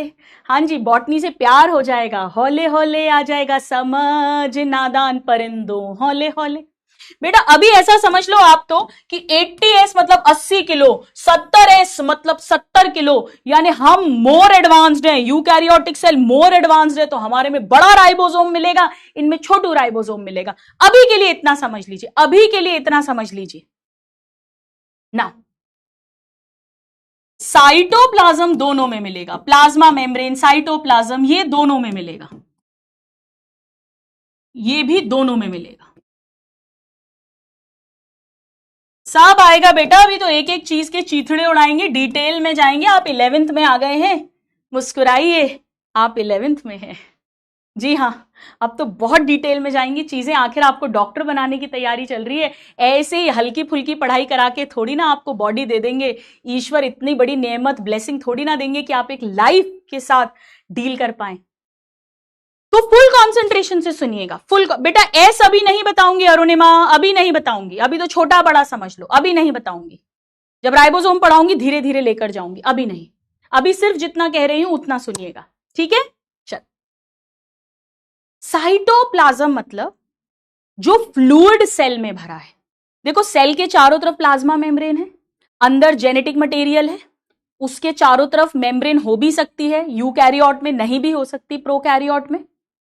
और उसके अंदर सारे ऑर्गेनेल्स, राइबोसोम तो सब में होगा, सारे cells prokaryote, eukaryote, membrane bound वाले यूकैरियोट में होंगे, प्रोकैरियोट में नहीं होंगे। हम धीरे धीरे प्रोकैरियोटिक सेल, उसका एक एक स्ट्रक्चर, यूकैरियोटिक सेल, उसका एक एक ऑर्गेनेल भरपूर डिटेल में पढ़ेंगे, धीरे धीरे बढ़ेगा आगे। लेकिन वो जो लिक्विड अंदर भरा है, जिसके अंदर जेनेटिक मटेरियल है, न्यूक्लियस है, सारे ऑर्गेनेल्स हैं, राइबोसोम है, उसे साइटोप्लाज्म कहते हैं। तो व्हाट इज साइटोप्लाज्म, यहां पर टेबल खत्म कर देते हैं। What is cytoplasm? ये है बेटा semi fluid matrix, semi fluid matrix. Matrix मतलब ये लिक्विड है, पर ये कैसा है? ये पानी की तरह नहीं है, एकदम पतला नहीं है, और ये सॉलिड पत्थर की तरह भी नहीं है, ये सेमी फ्लूइड है। सेमी जैसे सेमी सर्कल होता है, सेमी सर्कल, वैसा कुछ समझ लीजिए, सेमी फ्लूइड। बेटा पहले अगर किसी के पास पुरानी एनसीईआरटी हो, तो पुरानी एनसीईआरटी में एक जगह पर साइटोप्लाज्म को सेमी फ्लूइड लिखा था और एक जगह पर फ्लूइड लिखा था। पर अब जो न्यू एनसीईआरटी आई है उसमें करेक्शन कर दिया गया है और दोनों जगह पर सेमी फ्लूइड आ गया है। मैं सब दिखाऊंगी धीरे धीरे। तो फ्लूइड लिख देंगे, रॉन्ग हो जाएगा, सेमी फ्लूइड है, यानी ना एकदम गाढ़ा है ना एकदम पतला है, बीच का है, ऐसा समझ लीजिए। बेटा यही वो एरिया है जहां पर डीएनए है या न्यूक्लियस है या सारे ऑर्गेनेल्स हैं, राइबोसोम है, यानी यहीं पर सारी एक्टिविटीज होने वाली है, यहीं पर। So this is the main arena, ये मेन एरिया है बेटा, मेन एरिना है, मेन एरिया है जहां पर सारी केमिकल रिएक्शंस होंगी, सारी सेल की एक्टिविटीज यहीं हो रही हैं, क्योंकि यहीं पर तो सारे ऑर्गेनेल्स हैं, यहीं पर राइबोसोम्स हैं, यहीं पर सारे ईआर, गोल्जी बॉडी वगैरह होगा, यहीं पर जेनेटिक मटेरियल होगा, सब कुछ यहीं पर होगा। एनसीईआरटी ने लिखा है बेटा in both plant and animal cells. ये एनसीईआरटी ने यहां एक लाइन लिखी हुई है, पर एक्चुअली चाहे प्रोकैरियोटिक सेल हो, यूकैरियोटिक सेल हो, कोई भी सेल हो बेटा, जितनी भी सेल की एक्टिविटीज हैं वो इसी साइटोप्लाज्म में हो रही है, क्योंकि इसी के अंदर न्यूक्लियस, जेनेटिक मटेरियल, ऑर्गेनेल सब कुछ है। आप ऐसा समझ लो बेटा ये नदी है और नदी में ये छोटी छोटी छोटी छोटी अलग अलग नाव हैं। तो नाव कहां है, चप्पू कहां चला रहे हैं, कहां अपना सफर कर रहे हैं, इस नदी में कर रहे हैं, इस नदी के पानी में कर रहे हैं। यानी जितनी भी केमिकल रिएक्शंस होनी है बेटा, वेरियस केमिकल रिएक्शंस, क्या केमिकल रिएक्शंस होती हैं मेरे प्यारे नादान परिंदों? फुल कंसंट्रेशन दीजिए, क्लास में कल बोला था मैंने आपको, हमारे में दो तरह की रिएक्शंस होती है, ध्यान से सुनना। CO2 प्लस वाटर से ग्लूकोज बना, छोटे छोटे अमीनो एसिड ने जुड़कर प्रोटीन बना दिया, छोटी छोटी ग्लूकोज ने मिलकर बड़ा मॉलिक्यूल स्टार्च बना दिया, ग्लाइकोजन बना दिया। बेटा इसे बोलते हैं एनाबॉलिज्म। छोटी छोटी यूनिट्स मिलकर कुछ बड़ा बिल्ड कर देना, छोटी छोटी ईंटों से ये घर बना दिया, ये है एनाबॉलिज्म। लेकिन आपने खाना खाया, ग्लूकोज खाया, वो टूटा, ब्रेक डाउन हुआ, एनर्जी निकली। प्रोटीन के बीच में बॉन्ड्स थे वो टूटे, अमीनो एसिड अलग अलग हो गए, घर तोड़ दिया, ईंटें अलग अलग हो गई, इसे बोलते हैं कैटाबॉलिज्म। कैटाबॉलिज्म तोड़ना, एनाबॉलिज्म बिल्ड करना, टोटल मिलाकर बोलते हैं मेटाबॉलिज्म। हमारे बॉडी के अंदर कई चीजें बन रही हैं, कई चीजें टूट रही हैं। पेड़ खाना बना रहे हैं पर ग्लूकोज को तोड़कर हम एनर्जी ले रहे हैं, अमीनो एसिड्स मिलकर प्रोटीन बना रहे हैं, कहीं प्रोटीन टूटकर अमीनो एसिड में कन्वर्ट हो रहा है। तो हमारे बॉडी में जितनी भी केमिकल रिएक्शंस है, मेटाबॉलिज्म है, मेटाबॉलिक रिएक्शन है, वो सब इसी साइटोप्लाज्म में होगा, क्योंकि यही तो सारे ऑर्गेनेल्स हैं बेटा, सब कुछ तो यही है, यही तो वो पानी है। सो वेरियस केमिकल रिएक्शंस यानी मेटाबॉलिज्म, कुछ टूटना, कुछ बनना, occur in it to keep cell in living state, सेल जीवित रहता है, सेल के कारण हम जीवित रहते हैं। जितनी भी केमिकल रिएक्शंस हैं, अब बेटा देखो यहां पे केमिकल की जगह अगर फिजिकल दे देंगे तो रॉन्ग हो जाएगा, ठीक है। एरीना का मतलब एरिया समझ लो, एरिया। एक्चुअली एरीना पहले बोला जाता था जब ग्रीस में, एथेंस में, अगर आपने सुना हो, ग्लैडिएटर्स होते थे तो बड़ा बड़ा स्टेडियम होता था जहां ग्लैडिएटर्स की लड़ाइयां होती थी, फाइट्स होती थी। लड़कों को जरूर पता होगा, मालूम है क्या, ठीक है। तो वहां पर झगड़े होते थे, लड़ाई होती थी, वहां पर फाइट होती थी। ऐसे यहां पर सारी केमिकल रिएक्शंस हो रही है इस एरिया में। आप तो इसको एरिया समझ लो, एरिया में, इस एरिया में, ऐसा समझ लो बेटा, ठीक है। धीरे धीरे सब समझ आएगा। हाँ, रोम में, ग्रीस में, बिल्कुल। ER का मतलब आराध्या, आगे जाके लिखवा दूंगी, डोंट वरी। एंडोप्लाज्मिक रेटिकुलम, मान्या बेटा समझ आ रहा है। हमारी जितनी भी केमिकल रिएक्शंस है हमारे बॉडी में, जिस भी लिविंग ऑर्गेनिज्म की बॉडी में, वो सब इस लिक्विड में हो रही है। बेटा पढ़ाऊंगी, थोड़ा टाइम तो दो, 3D डायग्राम भी दिखाऊंगी, सेल भी बनवाऊंगी, थोड़ा टाइम तो दो। एनसीईआरटी के सीक्वेंस में धीरे धीरे कहानी को आगे बढ़ा रहे हैं नादान परिंदों। चलिए आइए प्लीज एक बार अपनी एनसीईआरटी ओपन करो, एक बार अपनी एनसीईआरटी ओपन करिए एवरीबॉडी। एनसीईआरटी ओपन करो, 8.3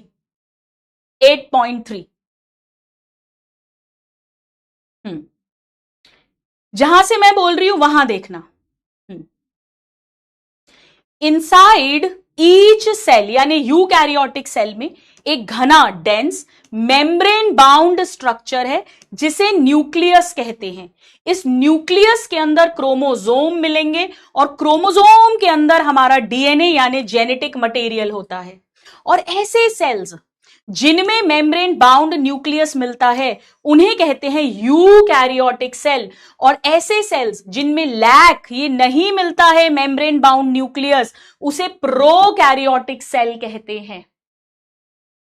चाहे प्रोकैरियोटिक हो चाहे यूकैरियोटिक हो, एक सेमी फ्लूइड मैट्रिक्स है जिसे साइटोप्लाज्म कहते हैं, पूरे के पूरे वॉल्यूम में भरा हुआ है। यही मेन एरिना है जहां सारी सेल एक्टिविटीज होंगी, प्लांट सेल में, एनिमल सेल में, प्रोकैरियोट में, यूकैरियोट में, जितनी भी बेटा वेरियस केमिकल रिएक्शंस हैं वो सब भी यही होंगी, वो सब भी यही होंगी। बिल्कुल अच्छे से समझ में आ रहा है? सब कुछ यही होगा, सब कुछ यही होगा। यही वो पूरा, आप तो ऐसा समझ लो प्लाज्मा मेम्ब्रेन के अंदर जितना भी एरिया है उसमें भरा हुआ है ये लिक्विड, जो पानी की तरह एकदम पतला भी नहीं है और पत्थर की तरह सॉलिड भी नहीं है, बीच का है, सेमी फ्लूइड मैट्रिक्स है, सेमी फ्लूइड मैट्रिक्स है। आइए नोट्स में एक बात लिखते हैं, नोट्स में एक बात लिखते हैं इसी के बारे में। Semi fluid matrix in both prokaryotic and eukaryotic cell, चाहे प्रोकैरियोटिक सेल हो चाहे यूकैरियोटिक सेल हो, इसीलिए ऊपर ही मैंने लिख दिया था कि ये दोनों में प्रेजेंट होता है, दोनों में, दोनों में, both prokaryotic and eukaryotic, and it occupies volume of cell, it occupies volume of cell, पूरा सेल के अंदर भरा हुआ है, भरा हुआ है बेटा। आप ऐसा समझ लो, आप ऐसा समझ लो कि अगर ये कमरा एक सेल है और मैं इसमें पानी भर दूं, सेमी फ्लूइड, लेकिन जेली जैसा, जेली जैसा समझ लो बेटा, जेली जैसा समझ लो, ना पत्थर की तरह सॉलिड ना पानी की तरह लिक्विड, सेमी फ्लूइड, और फिर मैं उस जेली के अंदर पोडियम रखूं, स्मार्ट बोर्ड लगाऊं, ये लाइट्स रखूं, ये कुर्सी रखूं, ये अलग अलग ऑर्गेनेल हो जाएंगे। तो आप क्या कहोगे, गुरुमा आप क्लास कहां ले रहे हो, आप पढ़ा कहां रहे हो? इसी साइटोप्लाज्म में, इसी सेमी फ्लूइड मैट्रिक्स में। अब बताओ मेरे प्यारे नादान परिंदों, कितने स्टूडेंट्स को समझ आ गया? जल्दी से दिल दिल दिल दे दो। जेली लाइक बेटा, जेली जैसा समझ लो आप। मैं लिख देती हूं जेली लाइक, ना पूरा सॉलिड ना पूरा पानी की तरह बह जाने वाला लिक्विड। अब आ गया समझ? धीरे धीरे और आगे बढ़ेगी कहानी, अभी बिल्कुल फिक्र मत करो बेटा, फिक्र मत करो।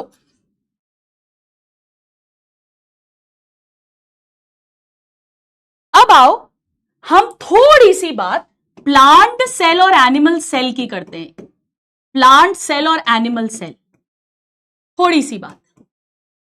अब पेड़ और जानवर दोनों ही यूकैरियोट्स हैं, दोनों ही यूकैरियोट हैं बेटा, यानी दोनों के ही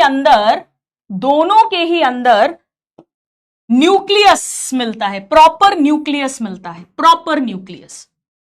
चलिए अब यहां पर मैं एक एग्जांपल ले लेती हूं बेटा, प्याज का, अनियन पील। मैंने एक प्याज, बेटा प्याज जो है मैं आगे जाके पढ़ाऊंगी, जो हम प्याज खाते हैं वो अंडरग्राउंड स्टेम है, और जो प्याज हम एक्चुअली खा रहे हैं ना वो लीव्स है अंडरग्राउंड, मतलब एक ऑर्गन है, ऑर्गन के अंदर टिश्यू है, टिश्यू के अंदर सेल है। तो मैं एक पेड़ के सेल को देख रही हूं, और एनिमल में हम ह्यूमन चीक सेल ले लेते हैं, मतलब एक इंसान है, इसके गाल से एक सेल निकाल लिया और उसे माइक्रोस्कोप में देखेंगे, ह्यूमन चीक सेल। ह्यूमन हम जानवर है तो हमारा एनिमल सेल हो गया, और प्याज पेड़ है तो ये प्लांट सेल हो गया। बेटा आपको याद है मैंने कल बताया था कि एनिमल सेल के चारों तरफ प्लाज्मा मेम्ब्रेन मिलेगी, सेल वॉल नहीं मिलेगी। ये बात कितने स्टूडेंट्स को याद है बताइए? और अंदर सारा साइटोप्लाज्म भरा होगा और उसके अंदर फिर न्यूक्लियस होगा, ऑर्गेनेल्स होगा, जो हम धीरे धीरे डिटेल में पढ़ेंगे।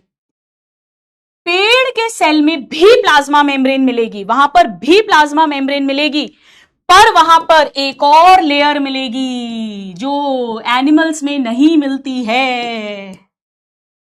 ये है आउटर बाउंड्री, इसे कहा था हमने सेल वॉल, याद आया बेटा? ये है आउटर बाउंड्री। प्लांट सेल में सबसे बाहर सेल वॉल है और प्लाज्मा मेम्ब्रेन है, जिसे सेल मेम्ब्रेन भी कहते हैं, पर ये वॉल के अंदर है। This is inner to cell wall. बेटा एक एक एनसीईआरटी का वर्ड आपके टिप्स पर करवा रही हूं, वहीं से पेपर बनता है। इनर टू सेल वॉल यानी यहां पर सेल वॉल प्रेजेंट है, प्लांट सेल के अंदर सेल वॉल प्रेजेंट है, बट एनिमल सेल के अंदर सेल वॉल एब्सेंट होती है। दोनों यूकैरियोटिक सेल है, दोनों में न्यूक्लियस मिलेगा, दोनों में मेम्ब्रेन बाउंड ऑर्गेनेल्स मिलेंगे, दोनों में साइटोप्लाज्म होगा, प्लाज्मा मेम्ब्रेन होगी, पर सेल वॉल केवल प्लांट सेल में होगी, एनिमल सेल में एब्सेंट होगी। मुझे ये बताओ कि क्या मैं ये बोल सकती हूं, बड़ा ध्यान से सुनना, कि एनिमल सेल जो है उसकी लिमिटिंग बाउंड्री जो उसे लिमिट कर रही है, मतलब उसकी बाउंड्री प्लाज्मा मेम्ब्रेन है, यस या नो? बोल सकती हूं? बोल सकती हूं? तो बेटा एनसीईआरटी ने इसे डीलिमिटिंग वर्ड लिख दिया है, डीलिमिटिंग। मतलब ये लिमिट है, ये बाउंड्री है, ये लिमिट है, ये बाउंड्री है। वर्ड समझ में आया एनसीईआरटी का? ये लिमिटिंग बाउंड्री है।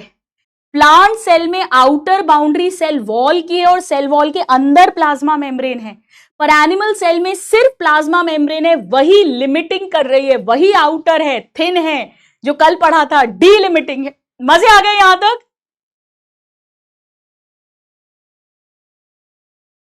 अब बेटा एक बात और समझना, एक बात और समझना, मैं आगे जाके प्लांट सेल और एनिमल सेल में और भी डिफरेंसेस पढ़ाऊंगी, हम बहुत डिटेल में जाएंगे, पर अभी एक बात समझ लो, एक ऐसा ऑर्गेनेल, देखो प्लांट सेल के पास बहुत कुछ एक्स्ट्रा है जो एनिमल के पास नहीं है।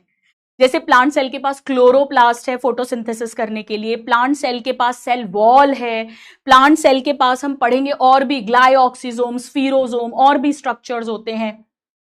एनिमल सेल के पास ये सब नहीं होता, आगे जाके बताऊंगी मैं। जैसे एक दीवार बहुत पुरानी मूवी आई थी अमिताभ बच्चन शशि कपूर की, जिसमें अमिताभ बच्चन डॉन था, गुंडा था। वो कहता है भाई शशि कपूर पुलिस इंस्पेक्टर बन जाता है, तो अमिताभ बच्चन कहता है मेरे पास घर है, गाड़ी है, बंगला है, बैंक बैलेंस है, तुम्हारे पास क्या है? तो शशि कपूर कहता है मेरे पास मां है, क्योंकि उस जमाने में मां सच्चे बेटे का ही साथ दिया करती थी। तो ऐसे ही प्लांट सेल कहता है मेरे पास सेल वॉल है, मिडिल लैमेला है, आगे पढ़ाऊंगी, क्लोरोप्लास्ट है, ग्लाइऑक्सिसोम है, स्फीरोसोम है, तुम्हारे पास क्या है? तो एनिमल सेल कहता है मेरे पास सेंट्रोसोम है, centrosome. So they have centrosome, ये इनकी मां है, मां। बेटा अभी नहीं समझ में आएगा इसके बारे में कुछ भी, इसके बारे में कुछ भी समझ में नहीं आएगा, आगे जाकर सब समझ में आएगा। बेटा ये नॉट मेम्ब्रेन बाउंड होता है, इसके भी चारों तरफ मेम्ब्रेन नहीं होती राइबोसोम की तरह, पर ये ना तो प्रोकैरियोटिक सेल में मिलता है और ना प्लांट सेल में। मैं सब पढ़ाऊंगी बेटा धीरे धीरे धीरे धीरे धीरे धीरे धीरे धीरे धीरे। ये सेल डिवीजन में हेल्प करता है बेटा, ये सब सिखाऊंगी आपको। अभी कुछ समझ में नहीं आएगा आपको, अभी सिर्फ आप लिख लो, सिर्फ याद कर लो। इसके अंदर 2 सेंट्रियोल्स होते हैं बेटा, ये भी अभी कुछ समझ में नहीं आएगा, हम डिटेल में पढ़ेंगे आगे जाकर। इसके चारों तरफ कोई मेम्ब्रेन नहीं है, ये सेल डिवीजन में मदद करता है, ये सब पॉइंट्स में बाद में पढ़ाऊंगी, ठीक है? लिख लिया यहां तक? आगे बढ़ जाऊं? चलिए बेटा मेरे प्यारी प्यारी तुलसी, मैंने यही कहा, I will teach you later. मैं लिख भी देती हूं, लो, डिटेल्स लेटर। बेटा सब भर भर के पढ़ेंगे, centrosome, centriole, cell wall, plasma membrane, सारे ऑर्गेनेल्स भर भर के पढ़ेंगे, भर भर के, भर भर के, ठीक है? सार्थक सही कह रहा है। चलो सिर्फ इतना समझ लो, सिर्फ इतना समझ लो कि सेंट्रोसोम एनिमल सेल में मिलते हैं, प्लांट में नहीं मिलते, और सेल वॉल प्लांट में मिलती है, एनिमल में नहीं मिलती, प्लाज्मा मेम्ब्रेन दोनों में मिलेगी, साइटोप्लाज्म दोनों में मिलेगा। बेटा बहुत डिटेल में पढ़ाऊंगी, बहुत डिटेल। चलो अब हम एक बात यहीं पर देखते हैं। देखो बेटा अपनी एनसीईआरटी ओपन करो, अभी अभी जो एनसीईआरटी ओपन की थी आपने, अभी आपने एनसीईआरटी ओपन की थी, वही पेज दोबारा से ओपन करो, वही पेज। अनियन पील यानी प्लांट सेल और ह्यूमन चीक सेल यानी एनिमल सेल, इसे जब माइक्रोस्कोप में देखेंगे तो जो अनियन सेल है यानी प्लांट सेल है, वो एक प्लांट सेल है, उसमें एक प्रॉपर सेल वॉल होगी, आउटर बाउंड्री, और उसके अंदर होगी सेल मेम्ब्रेन या प्लाज्मा मेम्ब्रेन। जबकि जो ह्यूमन चीक सेल है यानी एनिमल सेल है, उसकी आउटर मेम्ब्रेन जो डीलिमिटिंग स्ट्रक्चर है वो आउटर मेम्ब्रेन यानी सेल मेम्ब्रेन ही होगा। हाँ वासु आप बिल्कुल सही कह रहे हो, पर अभी आपकी बातों को मैं बोलूंगी नहीं, सब पढ़ाऊंगी बेटा, साइटोसॉल क्या होता है, प्रोटोप्लाज्म क्या होता है, प्रोटोप्लास्ट क्या होता है, मैं सब पढ़ाऊंगी। थोड़ा टाइम तो दो यार, आज दूसरी क्लास ही तो है, थोड़ा टाइम तो दो गुरुमा को। चलिए, सो besides the nucleus, eukaryotic cells have other membrane bound structures जिन्हें organelles कहते हैं। तो यूकैरियोटिक सेल में न्यूक्लियस है जो प्रोकैरियोटिक में नहीं है, और मेम्ब्रेन बाउंड ऑर्गेनेल्स हैं like endoplasmic reticulum, Golgi complex, lysosome, mitochondria, microbodies. बेटा ये सब भर भर के डिटेल में पढ़ेंगे, और ये membrane bound organelles prokaryotic cells में नहीं होते हैं, नहीं होते हैं। राइबोसोम्स नॉन मेम्ब्रेन बाउंड है, ये ऑल सेल्स में मिलता है, यानी यूकैरियोटिक में भी प्रोकैरियोटिक में भी। राइबोसोम्स साइटोप्लाज्म में भी मिलते हैं, और ये मैं आगे जाके पढ़ाऊंगी बेटा, क्लोरोप्लास्ट में, माइटोकॉन्ड्रिया में, ईआर पे, ये I will teach you later, this I will teach you later. ये अभी मत करना, डिटेल्स लेटर, मस्त तरीके से पढ़ेंगे, अभी नहीं। नाउ एनिमल सेल जो है, एनिमल सेल, उनमें एक और नॉन मेम्ब्रेन ऑर्गेनेल है जिसे सेंट्रोसोम कहते हैं, जो सेल डिवीजन में हेल्प करता है। यहां तक जितने स्टूडेंट्स को समझ में आ गया, जल्दी से दिल दिल दिल दे दीजिए बेटा। कोई भी बोर्ड के आप हो, उससे नीट निकल जाएगा, आपको बस क्लासेस को पूरा फॉलो करना है, ठीक है, पूरा फॉलो करना है। चलिए,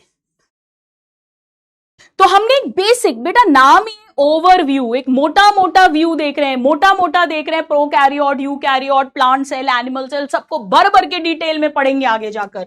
आओ चलो अब एक और पॉइंट लिखते हैं, हेडिंग लिखिएगा, size of the cell. Size of the cell, मेरी बात सुनो, क्या सारे सेल्स का सेम साइज होगा? क्या सारे सेल्स की सेम शेप होगी? नहीं, अलग अलग शेप के सेल्स हैं, अलग अलग साइज के सेल्स हैं, इवन अलग अलग फंक्शंस भी हैं। तो मैं यहां पर पहले एक लाइन लिख रही हूं, आप यही लिख लो, हेडिंग लिख लिए, कोई बात नहीं बेटा।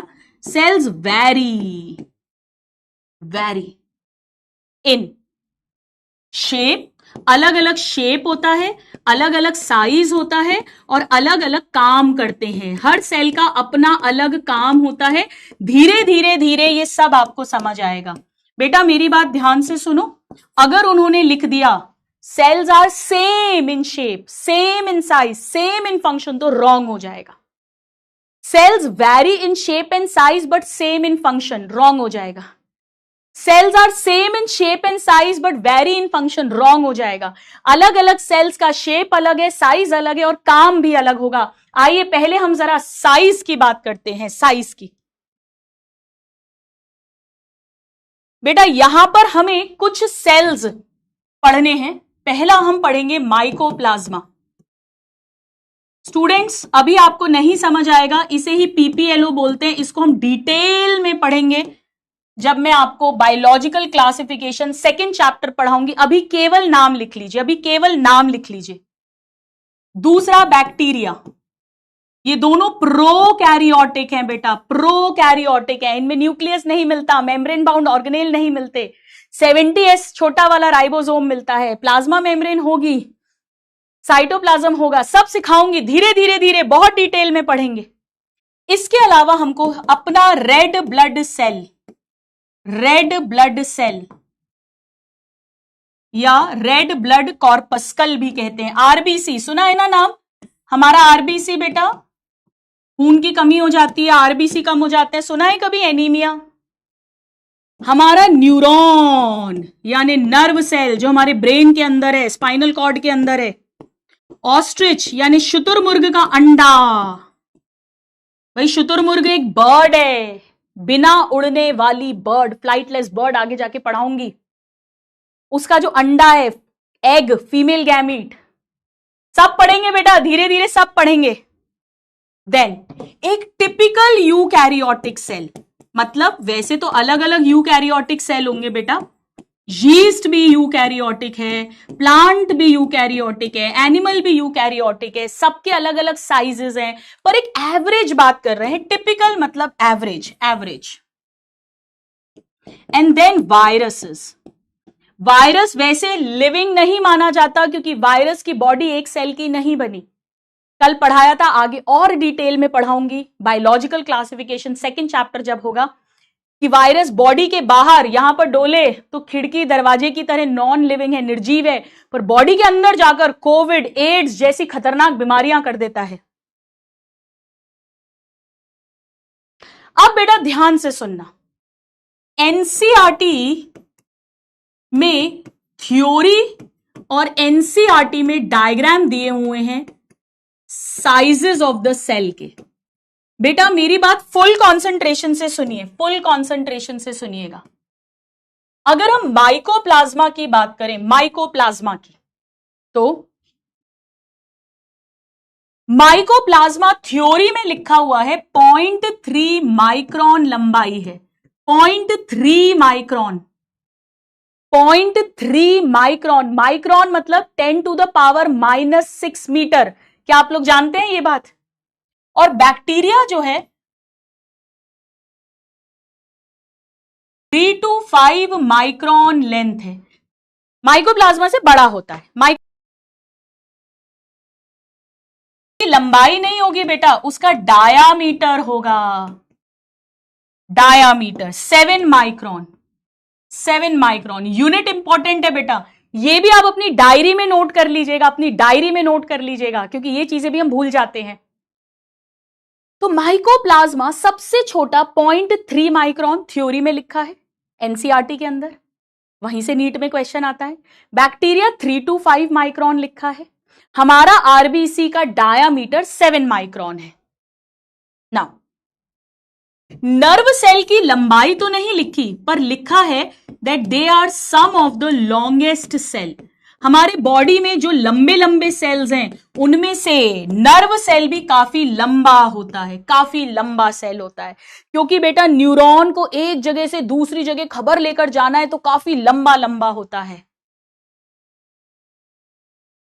बेटा शुतुरमुर्ग का अंडा सबसे बड़ा सेल है, सबसे बड़ा सेल, इससे बड़ा और कोई सेल नहीं है, चाहे प्लांट किंगडम हो, एनिमल किंगडम हो, पेड़ हो, जानवर हो, सबसे बड़ा सेल नेकेड आई से दिख जाता है बेटा, ऑलमोस्ट 17 सेंटीमीटर का होता है, काफी बड़ा अंडा होता है।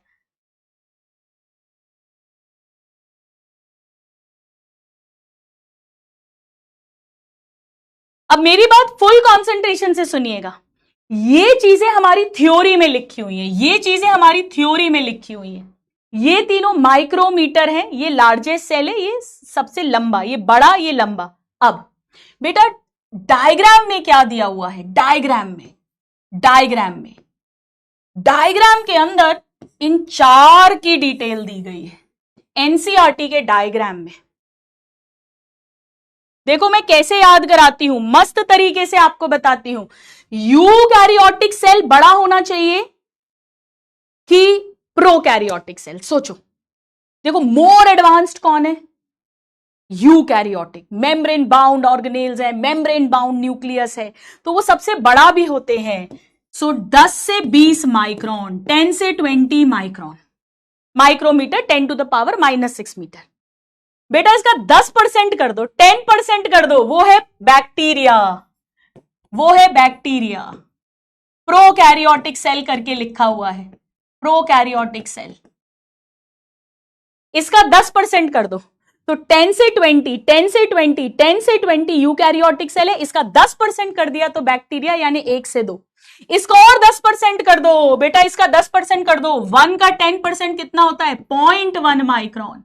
मेरे प्यारे नादान परिंदों, मेरे प्यारे नादान परिंदों, ये डायग्राम में दिया है।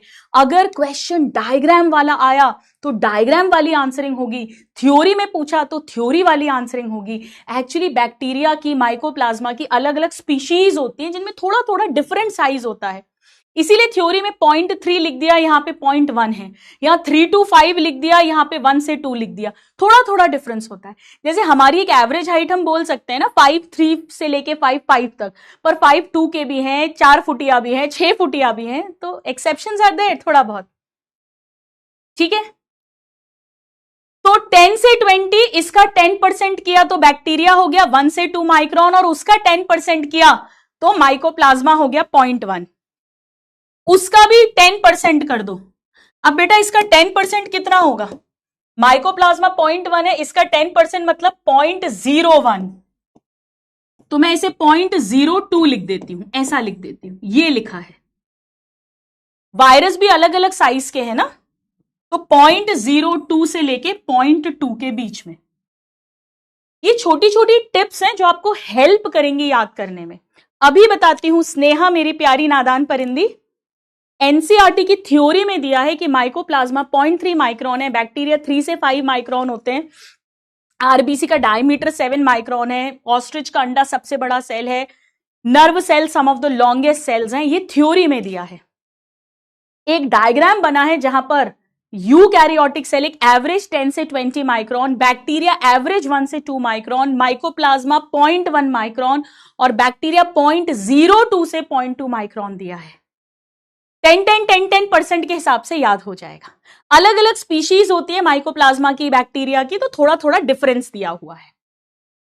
यानी अगर मैं आपसे पूछूं कि लिविंग के अंदर स्मॉलेस्ट सेल कौन सा है, तो क्या कहोगे? लिविंग के अंदर।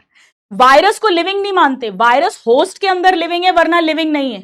तो जरा बताइए लिविंग के अंदर स्मॉलेस्ट सेल किसको मानोगे? बोलो बेटा, स्मॉलेस्ट लिविंग सेल किसको मानोगे आप? Mycoplasma. This is the smallest living cell. Bacteria से भी छोटे होते हैं बेटा, बैक्टीरिया से भी छोटे होते हैं माइकोप्लाज्मा, लिविंग होते हैं, खुद जी सकते हैं, सारे फंक्शन कर सकते हैं। उनसे भी छोटा वायरस होता है पर उसको लिविंग नहीं मानते। मजे आ गए? पीपीएलओ बाद में बताऊंगी बेटा, अभी नहीं। चलिए बेटा एक बार अपनी एनसीईआरटी ओपन करो, ये देखो डायग्राम, ये देखो बेटा, एक यूकैरियोटिक सेल 10 से 20, इसका 10% कर दिया मैंने, तो एक बैक्टीरिया टिपिकल 1 से 2, फिर इसका 10% कर दिया तो माइकोप्लाज्मा या पीपीएलओ 0.1, और ऑलमोस्ट इसका भी ऑलमोस्ट 10% कर दो। 0.1 का 10% होता है 0.01, तो यहां 0.02 से 0.2 दिया हुआ है। तो सबसे बड़ा प्रो यूकैरियोटिक सेल है, उससे छोटे प्रोकैरियोटिक में बैक्टीरिया है, उनसे छोटे माइकोप्लाज्मा है, सबसे छोटा वायरस है, पर लिविंग माइकोप्लाज्मा तक ही मानते हैं। चल आ जाओ बेटा, हेडिंग लिखो shape of the cell, shape of the cell. Come on everybody.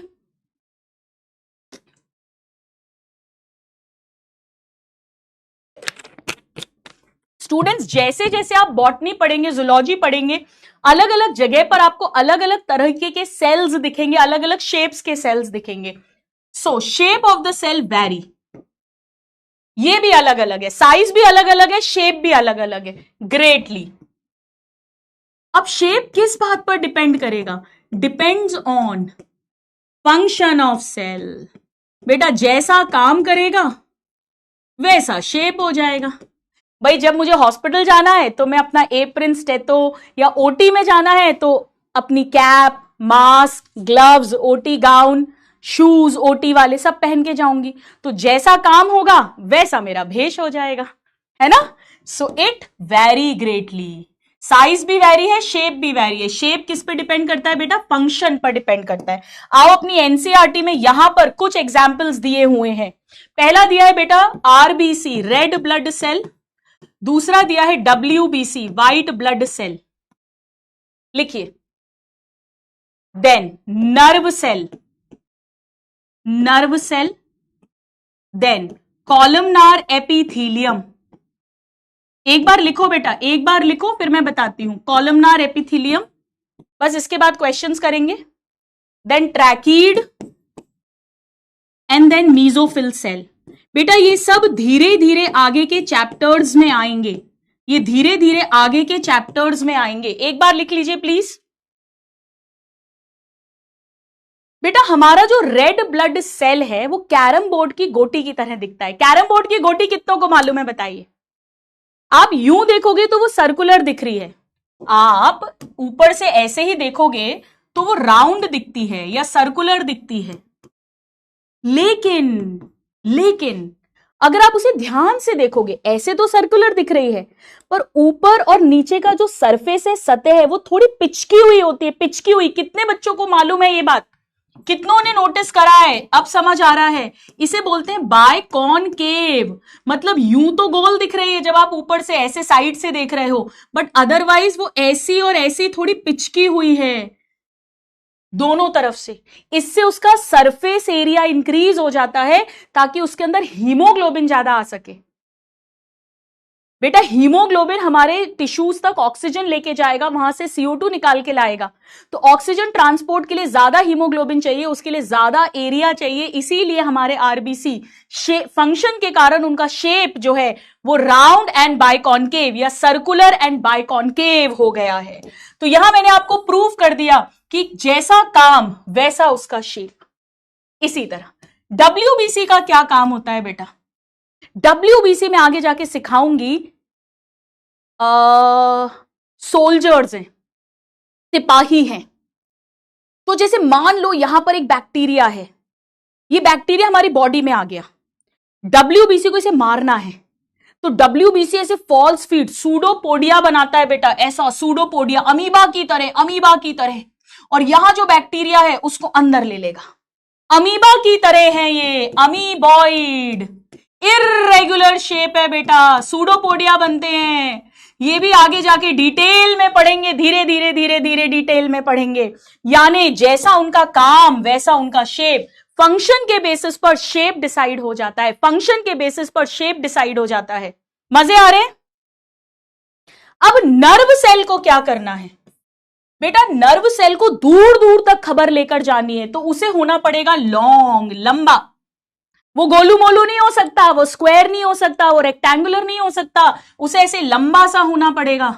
और आगे जाके ब्रांचिंग भी करनी पड़ेगी ताकि और नर्व सेल के साथ जुड़ सके, तो वो होगा long and branched, long and branched, long and branched. मजे आ रहे? नाउ बेटा आप लोगों को जूलॉजी में पढ़ाएंगे कॉलमनार एपिथेलियम। अभी इतना समझ लो कि हमारा जो स्टमक है, स्मॉल इंटेस्टीन है, उसकी जो दीवार है अंदर से, उसमें ऐसे सेल्स होते हैं, ऐसे लंबे लंबे सेल्स है, कॉलम जैसे, कॉलम जैसे, कॉलम जैसे, ऐसे। ये न्यूक्लियस है बेटा, क्यूब जैसे नहीं है। क्यूब के अंदर क्या होता है? पासा क्यूब, लेंथ और ब्रेथ बराबर होती है, ये क्यूब होता है। पर कॉलम के अंदर क्या होता है? लंबाई ज्यादा होती है, चौड़ाई कम होती है, इसे कॉलम बोलते हैं। तो जो कॉलमनार एपिथेलियम है बेटा, कॉलमनार नाम से ही समझ में आ रहा है, कॉलमनार, उसमें कॉलम की तरह लंबे पतले सेल्स होंगे, लॉन्ग एंड नैरो सेल्स होंगे, लंबे पतले, लॉन्ग एंड नैरो सेल्स, क्योंकि उसे काम करना है। उसमें डक्ट्स होती हैं, आई मीन ग्लैंड्स होते हैं बेटा, जहां पे एंजाइम्स बनते हैं, डाइजेस्टिव एंजाइम्स, तो वो लंबा सा कमरा चाहिए, लॉन्ग एंड नैरो। नाउ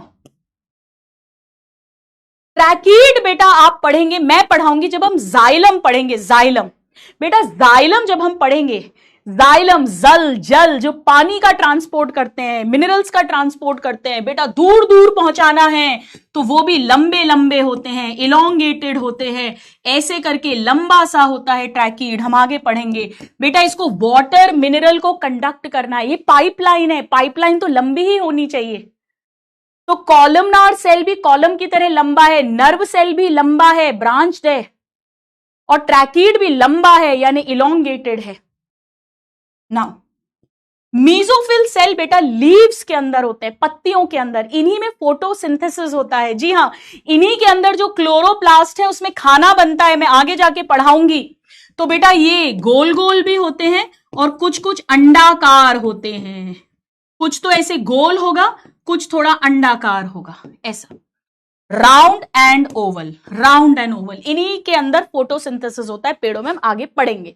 खुशी बेटा, बस ये शेप्स आपको लर्न करने हैं। धीरे धीरे अलग अलग चैप्टर में जब इन सेल्स का फंक्शन आएगा तो और अच्छे से आपको रिलेट होगा। मैंने एक ओवरव्यू आपको बताया है। जितने स्टूडेंट्स को समझ आ गया है प्लीज जरा यस लिख दीजिए। यानी सेल्स का साइज भी वैरी कर रहा है, शेप भी वैरी कर रहा है, फंक्शंस भी वैरी कर रहे हैं, और हमने काफी सारे शेप्स और साइजेस को आज देख लिया है।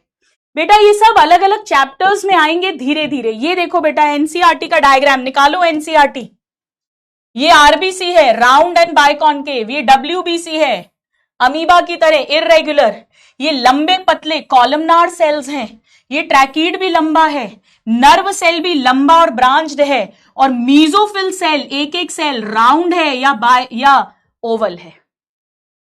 मजे आ गए? ये देखिए, देखो बेटा एनसीईआरटी निकालो सब, बस क्वेश्चंस करेंगे फिर। Cells differ in size, shape and activities यानी फंक्शन। माइकोप्लाज्मा स्मॉलेस्ट सेल है 0.3, ये थ्योरी में दिया है, डायग्राम में 0.1 दिया है। और बैक्टीरिया जो है ये 3 to 5 थ्योरी में दिया है, डायग्राम में 1 से 2 माइक्रोन दिया है। लार्जेस्ट सिंगल अंडा ऑस्ट्रिच एग है। मल्टी सेल्यूलर की बात करें तो ह्यूमन आरबीसी 7 माइक्रोन डायामीटर है, क्योंकि वो राउंड एंड बाइकॉन्केव है तो उसका डायामीटर होगा। Nerve cell some of the longest cells हैं। Cells also vary greatly in their shape, और shape of the cell vary करेगा with the function they perform. तो शेप जो है वो इररेगुलर हो सकता है, जैसे WBC का था, कॉलम जैसा हो सकता है, क्यूब हो सकता है, पॉलीगोनल यानी अलग अलग एंगल्स वाला हो सकता है, डिस्क जो अपन खेलते हैं वैसा हो सकता है, थ्रेड लाइक धागे जैसा, जैसा नर्व सेल है लंबा ब्रांच्ड हो सकता है। ठीक है, नेहा वर्मा आ गया बेटा। ओवल मतलब अंडे जैसा, थोड़ा सा लंबा और हल्की सी गोलाई में। एक तो बेटा ये होता है, देखो ये तो कॉलम है, ये ओवल है, ये पूरा एक सा ये सर्कुलर या राउंड है। ठीक है, एक एक वर्ड जो मैं क्लास में पढ़ाती हूं वो इंपॉर्टेंट है, वो लर्न करना है, वहां से क्वेश्चंस बनेंगे, वहां से नीट में सिलेक्शन डिसाइड होगा। आइए बेटा, तो आज हम इतना ही पढ़ेंगे और अब हम क्वेश्चंस करेंगे। Let's do some questions. अब मैं यहां पर पोल लगाऊंगी, आपके पास पोल आएगा बेटा, पोल में पार्टिसिपेट करना। मैं बुक आपको बता देती हूं, अभी बता देती हूं थोड़ी देर में। चलो करो ट्राई, मैं साइड हो रही हूं बेटा, ट्राई करो।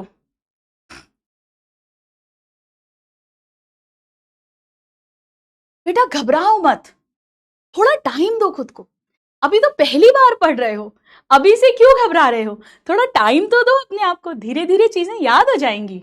डोंट वरी, अभी तो पहली बार पढ़ रहे हैं, फिर हम उसे लर्न करेंगे जोर जोर से बोलकर। अभी मैं बताऊंगी, होमवर्क दूंगी आपको, फिर हम उसको रिवाइज करेंगे 2 बार 3 बार, कैसे याद नहीं होगा।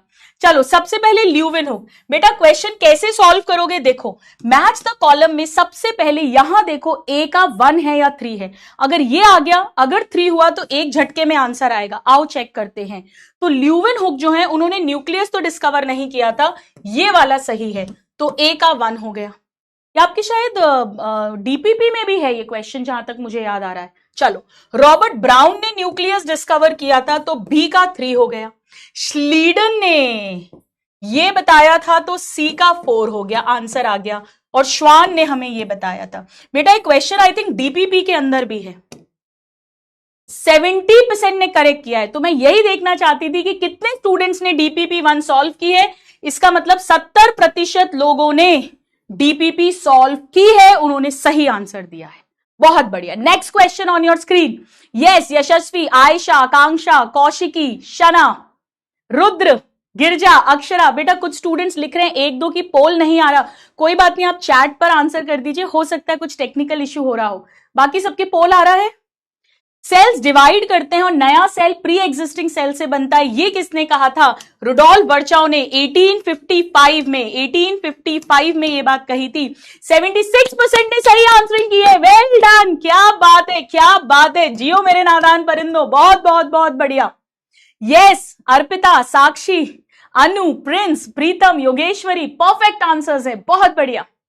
बेटा धीरे धीरे क्लास में आपके डाउट्स भी लूंगी, अभी थोड़ा सा टाइम स्ट्रैटेजी में जाता है। शुरू के 2 4 5 लेक्चर्स जो हैं वो धीरे धीरे आप मुझे समझेंगे, मैं आपको समझूंगी, फिर हमारी गाड़ी शताब्दी एक्सप्रेस की स्पीड से दौड़ पड़ेगी, फिक्र मत करो। ओमनिस सेल्यूला ई सेल्यूला, ये भी रुडोल्फ वर्चाउ जी ने कहा था। कब कहा था? 1855 में कहा था। सो आंसर हो जाएगा बी फॉर बॉम्बे। 70% ने एकदम करेक्ट आंसरिंग की है। बेटा ध्यान से करना इस क्वेश्चन को, लो ध्यान से करना, धीरे धीरे करना। सोनाक्षी, आनंदी, रितेश, ऋषि, नेहा, अफू, प्रतीक्षा, सृष्टि, मोनिका, सबरा, बहुत बढ़िया बेटा। चैट्स में आंसर कर दो जिसके पोल नहीं आ रहा है, 1 या 2 स्टूडेंट्स लिख रहे हैं। हमें श्वान जी के बारे में बताना है, सही क्या है। हमेशा देख लो, ही रिपोर्टेड दैट सेल्स की थिन, अगर इसे थिक लिख देते रॉन्ग हो जाता, आउटर इनर लिखते रॉन्ग होता। बेटा वर्ड बाय वर्ड पढ़ो, वर्ड बाय वर्ड।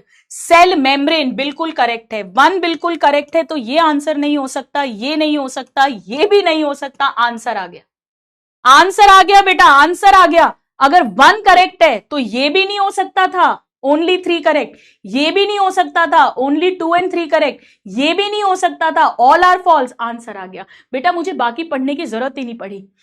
मेरे प्यारे नादान परिंदों, 2 मिनट थम जाओ। कितने स्टूडेंट्स को ये टेक्निक समझ में आई, जरा मी लिख कर भेजो कि गुरुमा ने किया क्या आखिर। ये टेक्निक बहुत इंपॉर्टेंट है बेटा। आजकल ऐसे क्वेश्चंस बहुत आते हैं जहां 3 4 5 स्टेटमेंट्स दिए होते हैं, तो वहां ऐसे ही, इसे बोलते हैं एक्सक्लूजन मेथड। इससे बहुत सारा टाइम हमारा सेव होता है, कंफ्यूजन हमारा सेव होता है। कितने स्टूडेंट्स को समझ आया कि मैंने क्या किया है। Cell wall is a unique character of plant cell, ये भी तो इन्होंने ही कहा था, श्वान जी ने। Bodies of plant and cells are composed of cells and their products, ये हाइपोथेसिस भी तो श्वान जी ने ही दी थी। ठीक है बेटा, 1-2 स्टूडेंट जिनको नहीं समझ आए, फिक्र मत करो, मैं सिखा दूंगी अगली क्लास में, मैं सब सिखा दूंगी धीरे धीरे धीरे। थोड़ा सा टाइम, थोड़ा सा पेशेंस रखो। Who proposed a modification in cell theory? देखो सेल थ्योरी तो इन्होंने दी थी, पर मॉडिफिकेशन की new cells arise from pre existing sales, ये वर्चाओ जी ने दिया था। 70% ने एकदम करेक्ट आंसरिंग की है बेटा। बहुत बहुत बहुत बढ़िया, बहुत बढ़िया, वेरी गुड वेरी गुड। चलो करो बेटा next question, well done. Yes, मेघना, आंचल, गिरिजा, प्रांजल, मौली, रुद्र, उम्मे, प्रीति। प्रीति पोल नहीं आ रहा बेटा, चैट में आंसर कर दो। प्रियांशी, अभी बताऊंगी होमवर्क। बहुत बढ़िया, आदत बनाओ बेटा, शुरू से बोला है आदत बनाओ। अपने पेपर पे रजिस्टर में फॉल्स लिखो, इवन ऑनलाइन क्वेश्चन सॉल्व करते में भी आदत बनाइए कि जहां इनकरेक्ट है वहां फॉल्स लिखें। आप जब अभी आगे बढ़ेंगे ना, तो आप देखेंगे ये कॉमन प्रॉब्लम होती है कि स्टूडेंट्स इनकरेक्ट पर ध्यान नहीं देते और रॉन्ग कर देते हैं। इनकरेक्ट देख लिया, दिमाग में रख लिया, पहला स्टेटमेंट पढ़ा, लंबा सा स्टेटमेंट है, पूरा करेक्ट है, खुशी हुई, आंसर लगा दिया, भूल ही गए कि इनकरेक्ट पूछा था। इसीलिए बेटा प्लीज अपने माइंड को ट्रेन करिए, फॉल्स और ट्रू लिखने की आदत बनाइए। हमारे दिमाग को फॉल्स और ट्रू ज्यादा समझ में आता है, तो जहां भी इनकरेक्ट है, नॉट करेक्ट है, ये जो छोटी छोटी टिप्स मैं आपको देती हूं ना, ये गेम चेंजर्स होती हैं बेटा।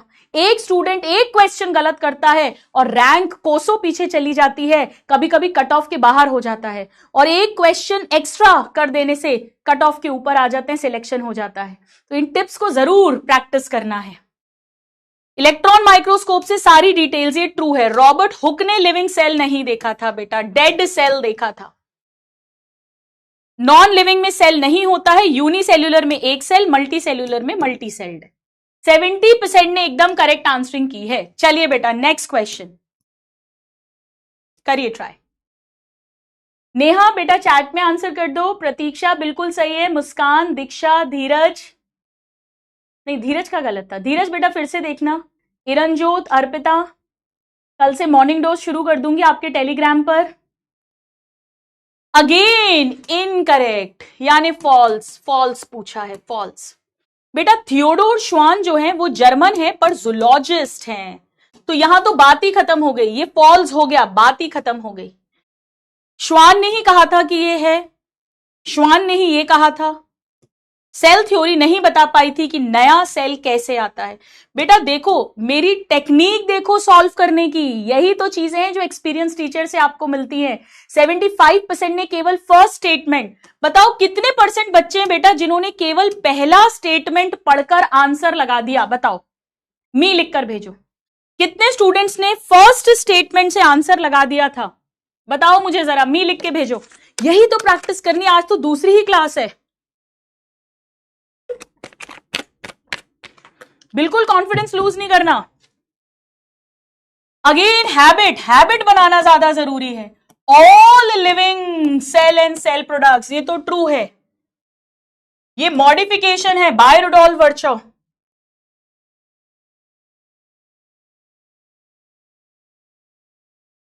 बोलो बेटा,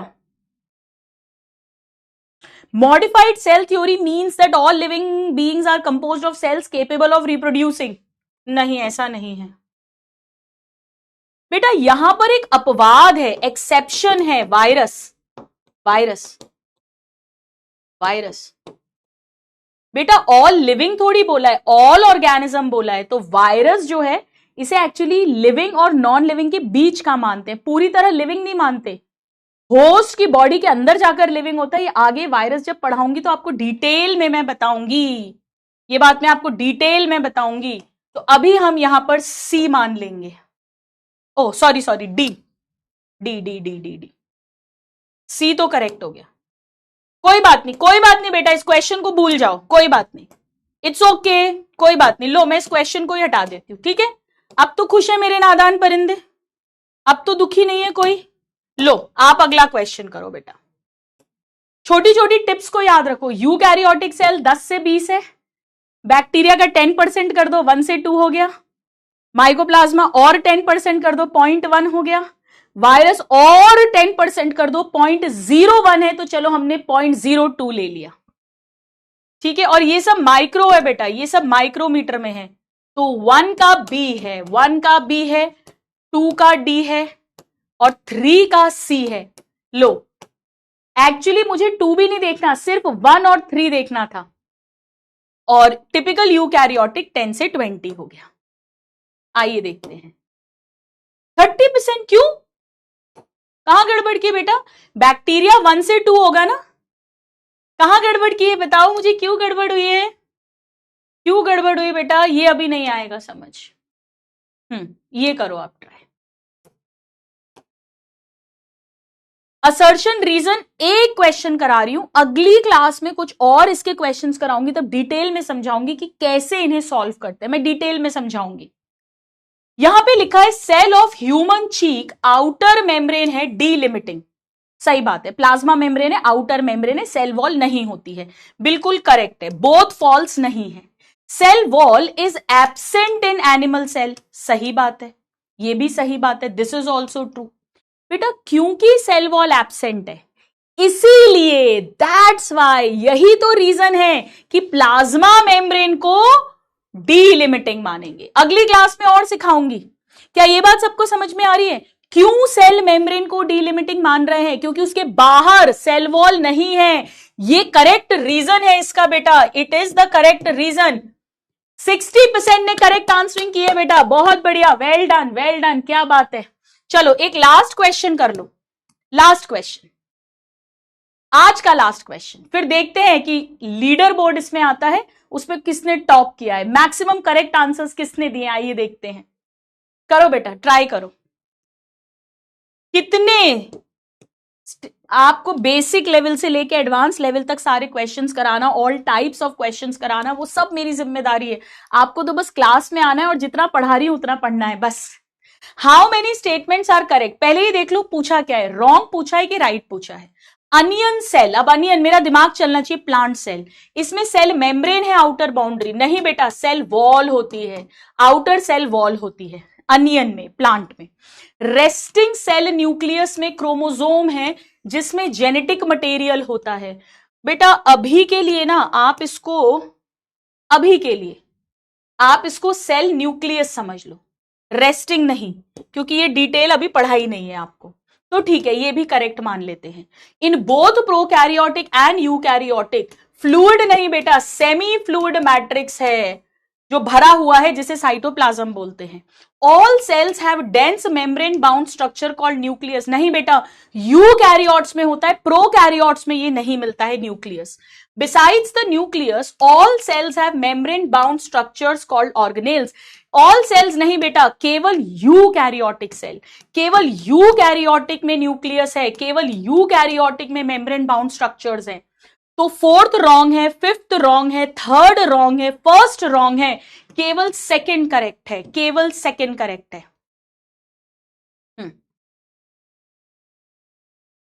31% ने करेक्ट किया है, कोई दिक्कत नहीं है बेटा, धीरे धीरे स्पीड बन जाएगी, डोंट वरी, धीरे धीरे। चलो 2 क्वेश्चंस और करा दूं बेटा, 2 क्वेश्चंस बस, 2 क्वेश्चंस, फिर कहां मिलोगे गुरु मां से यार, फिर तो अगले हफ्ते थर्सडे को क्लास होगी अपनी, कितने दिन बाद। अपनी क्लासेस थर्सडे और फ्राइडे को हुआ करेंगी बेटा। फर्स्ट स्लॉट हुआ करेगा 4 बजे से, थर्सडे और फ्राइडे। आयुष ठीक है बेटा? आयुष बेटा ब्लॉक होने के काम नहीं करना अपने को। साइटोप्लाज्म मेन एरिना है, बिल्कुल सही बात है। सारी सेल्यूलर एक्टिविटीज हैं प्लांट में, एनिमल में, प्रोकैरियोट में, यूकैरियोट में, बिल्कुल करेक्ट है। वेरियस फिजिकल रिएक्शंस नहीं, केमिकल रिएक्शंस होती हैं। कुछ टूटेगा, कुछ बनेंगे बॉन्ड्स, यानी assertion is true, reason is false. Answer हो जाएगा ऑप्शन सी। ये देखो बेटा, काफी सारे स्टूडेंट्स चूक गए, चैट्स में भी गलत दे रहे हैं। बहुत सारे स्टूडेंट्स चैट्स के अंदर ए आंसर दे रहे हैं, which is wrong, which is wrong. बेटा फिजिकल रिएक्शन नहीं होती, पढ़ाते पढ़ाते भी मैंने बोला था, याद करो, पढ़ाते पढ़ाते भी बोला था, फिजिकल रिएक्शन नहीं होती, केमिकल रिएक्शन होती है। कोई बात नहीं बेटा, धीरे धीरे पोल का टाइम बढ़ेगा, धीरे धीरे स्पीड बढ़ेगी। मैंने कहा ना आपसे, हौले हौले। बस आखिरी क्वेश्चन। अरे 2-5 मिनट के लिए एक धनिया एक मिर्ची की तरह बातें मत किया करो बेटा, 2-5 मिनट में बातें नहीं करते। सेल्स डिस्क हो सकता है, polygonal, columnar, cuboidal, thread like, irregular, कैसे भी हो सकते हैं। Shape of the cell vary करता है विद द फंक्शन, बिल्कुल सही बात है।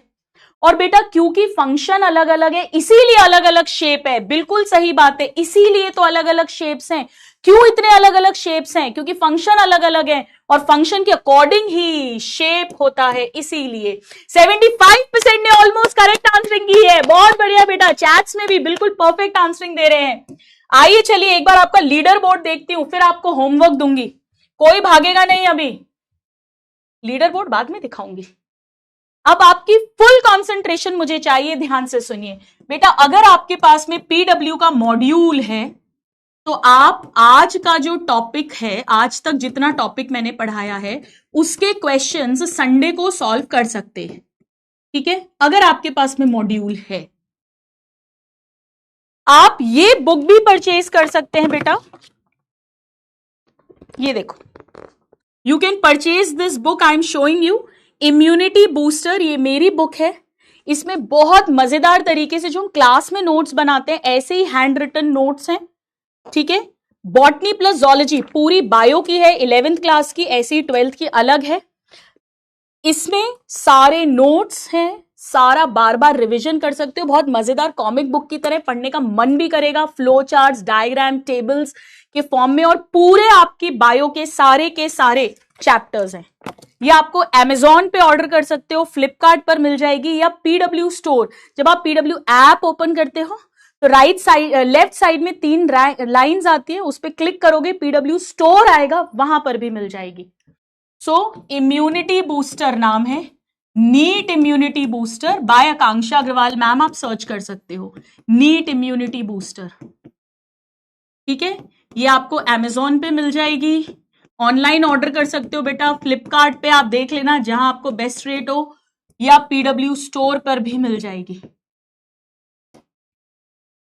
ठीक है? इसमें नोट्स वगैरह सब आ जाएगा, सब आप एक बार चेक कर लेना, क्योंकि अलग अलग उस पर अलग अलग डिस्काउंट्स चलते रहते हैं। अब आपको होमवर्क में क्या करना है, मेरी बात ध्यान से सुनो। आज बेटा आपको रिवाइज करना है लेक्चर 1।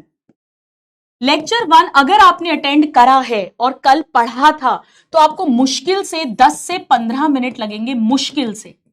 उसके बाद आप लर्न करोगे आज का लेक्चर। लर्न कैसे करोगे बेटा? अभी जाओ मत, जोर जोर से बोलकर याद करोगे, जोर जोर से बोलकर।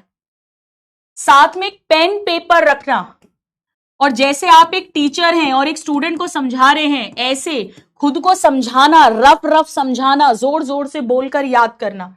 ये करने में आपको करीब 30-35 मिनट्स लगेंगे। उसके बाद आप एनसीईआरटी को रीड करेंगे, उतने पार्ट की एनसीईआरटी को रीड करेंगे, इसमें आपको करीब 10 मिनट लगेंगे।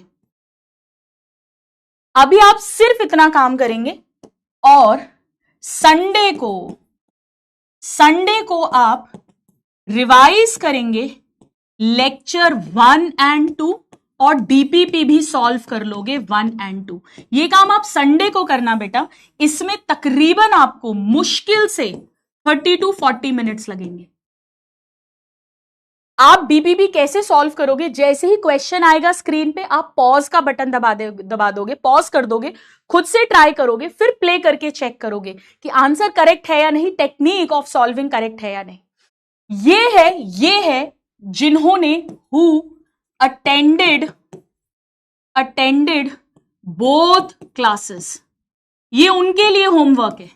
लेकिन अगर बेटा आपका today was your first class, जितने स्टूडेंट्स की आज फर्स्ट क्लास है वो बेटा आज का लेक्चर लर्न करेंगे, सेम ऐसे ही आज जितना पढ़ाया है उतनी एनसीईआरटी को रीड करेंगे, और संडे को बेटा लेक्चर 1 कवर करोगे और लेक्चर 2 रिवाइज करके और फिर आप डीपीपी सॉल्व कर लेना।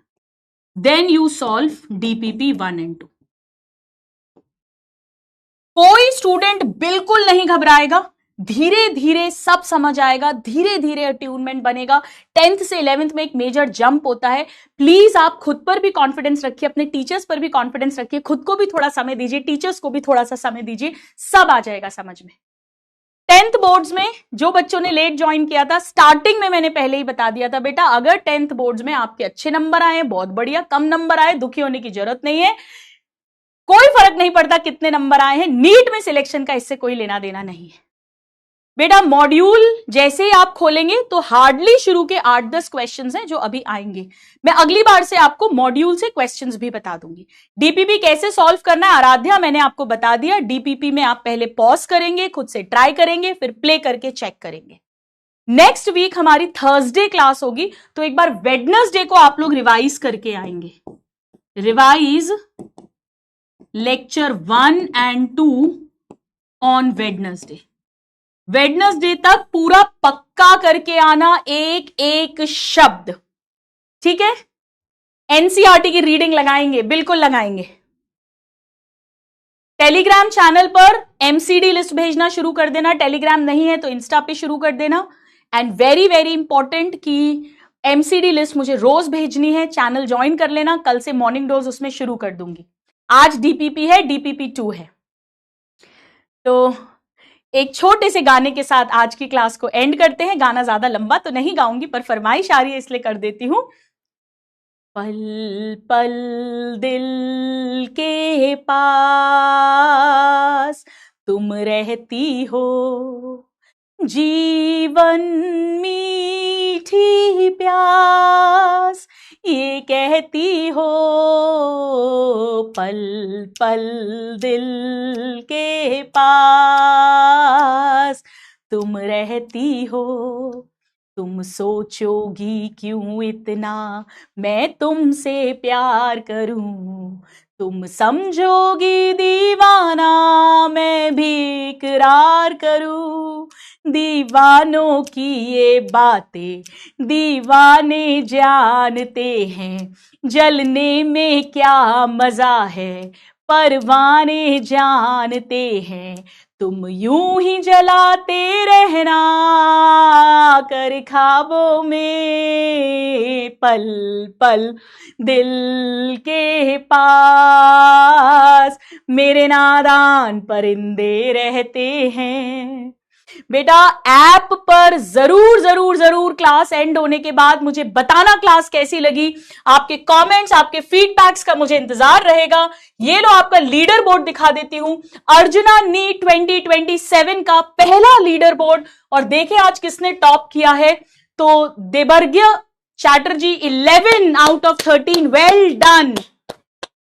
हाँ भट्टाचार्य, अच्छा नाम सेम है, 11 out of 12 सेकेंड रैंक।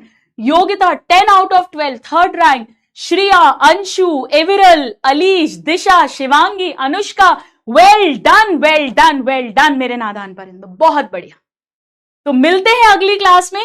आपके जो भी कमेंट्स हो, फीडबैक्स हो, मुझे जरूर जरूर जरूर ऐप पर, अभी जब क्लास एंड होगी 2 मिनट का टाइम लगेगा, लिखना। जो डाउट्स हो वो भी भेज देना, क्लास कैसी लगी वो भी बताना। अगले थर्सडे को मिलते हैं शाम को।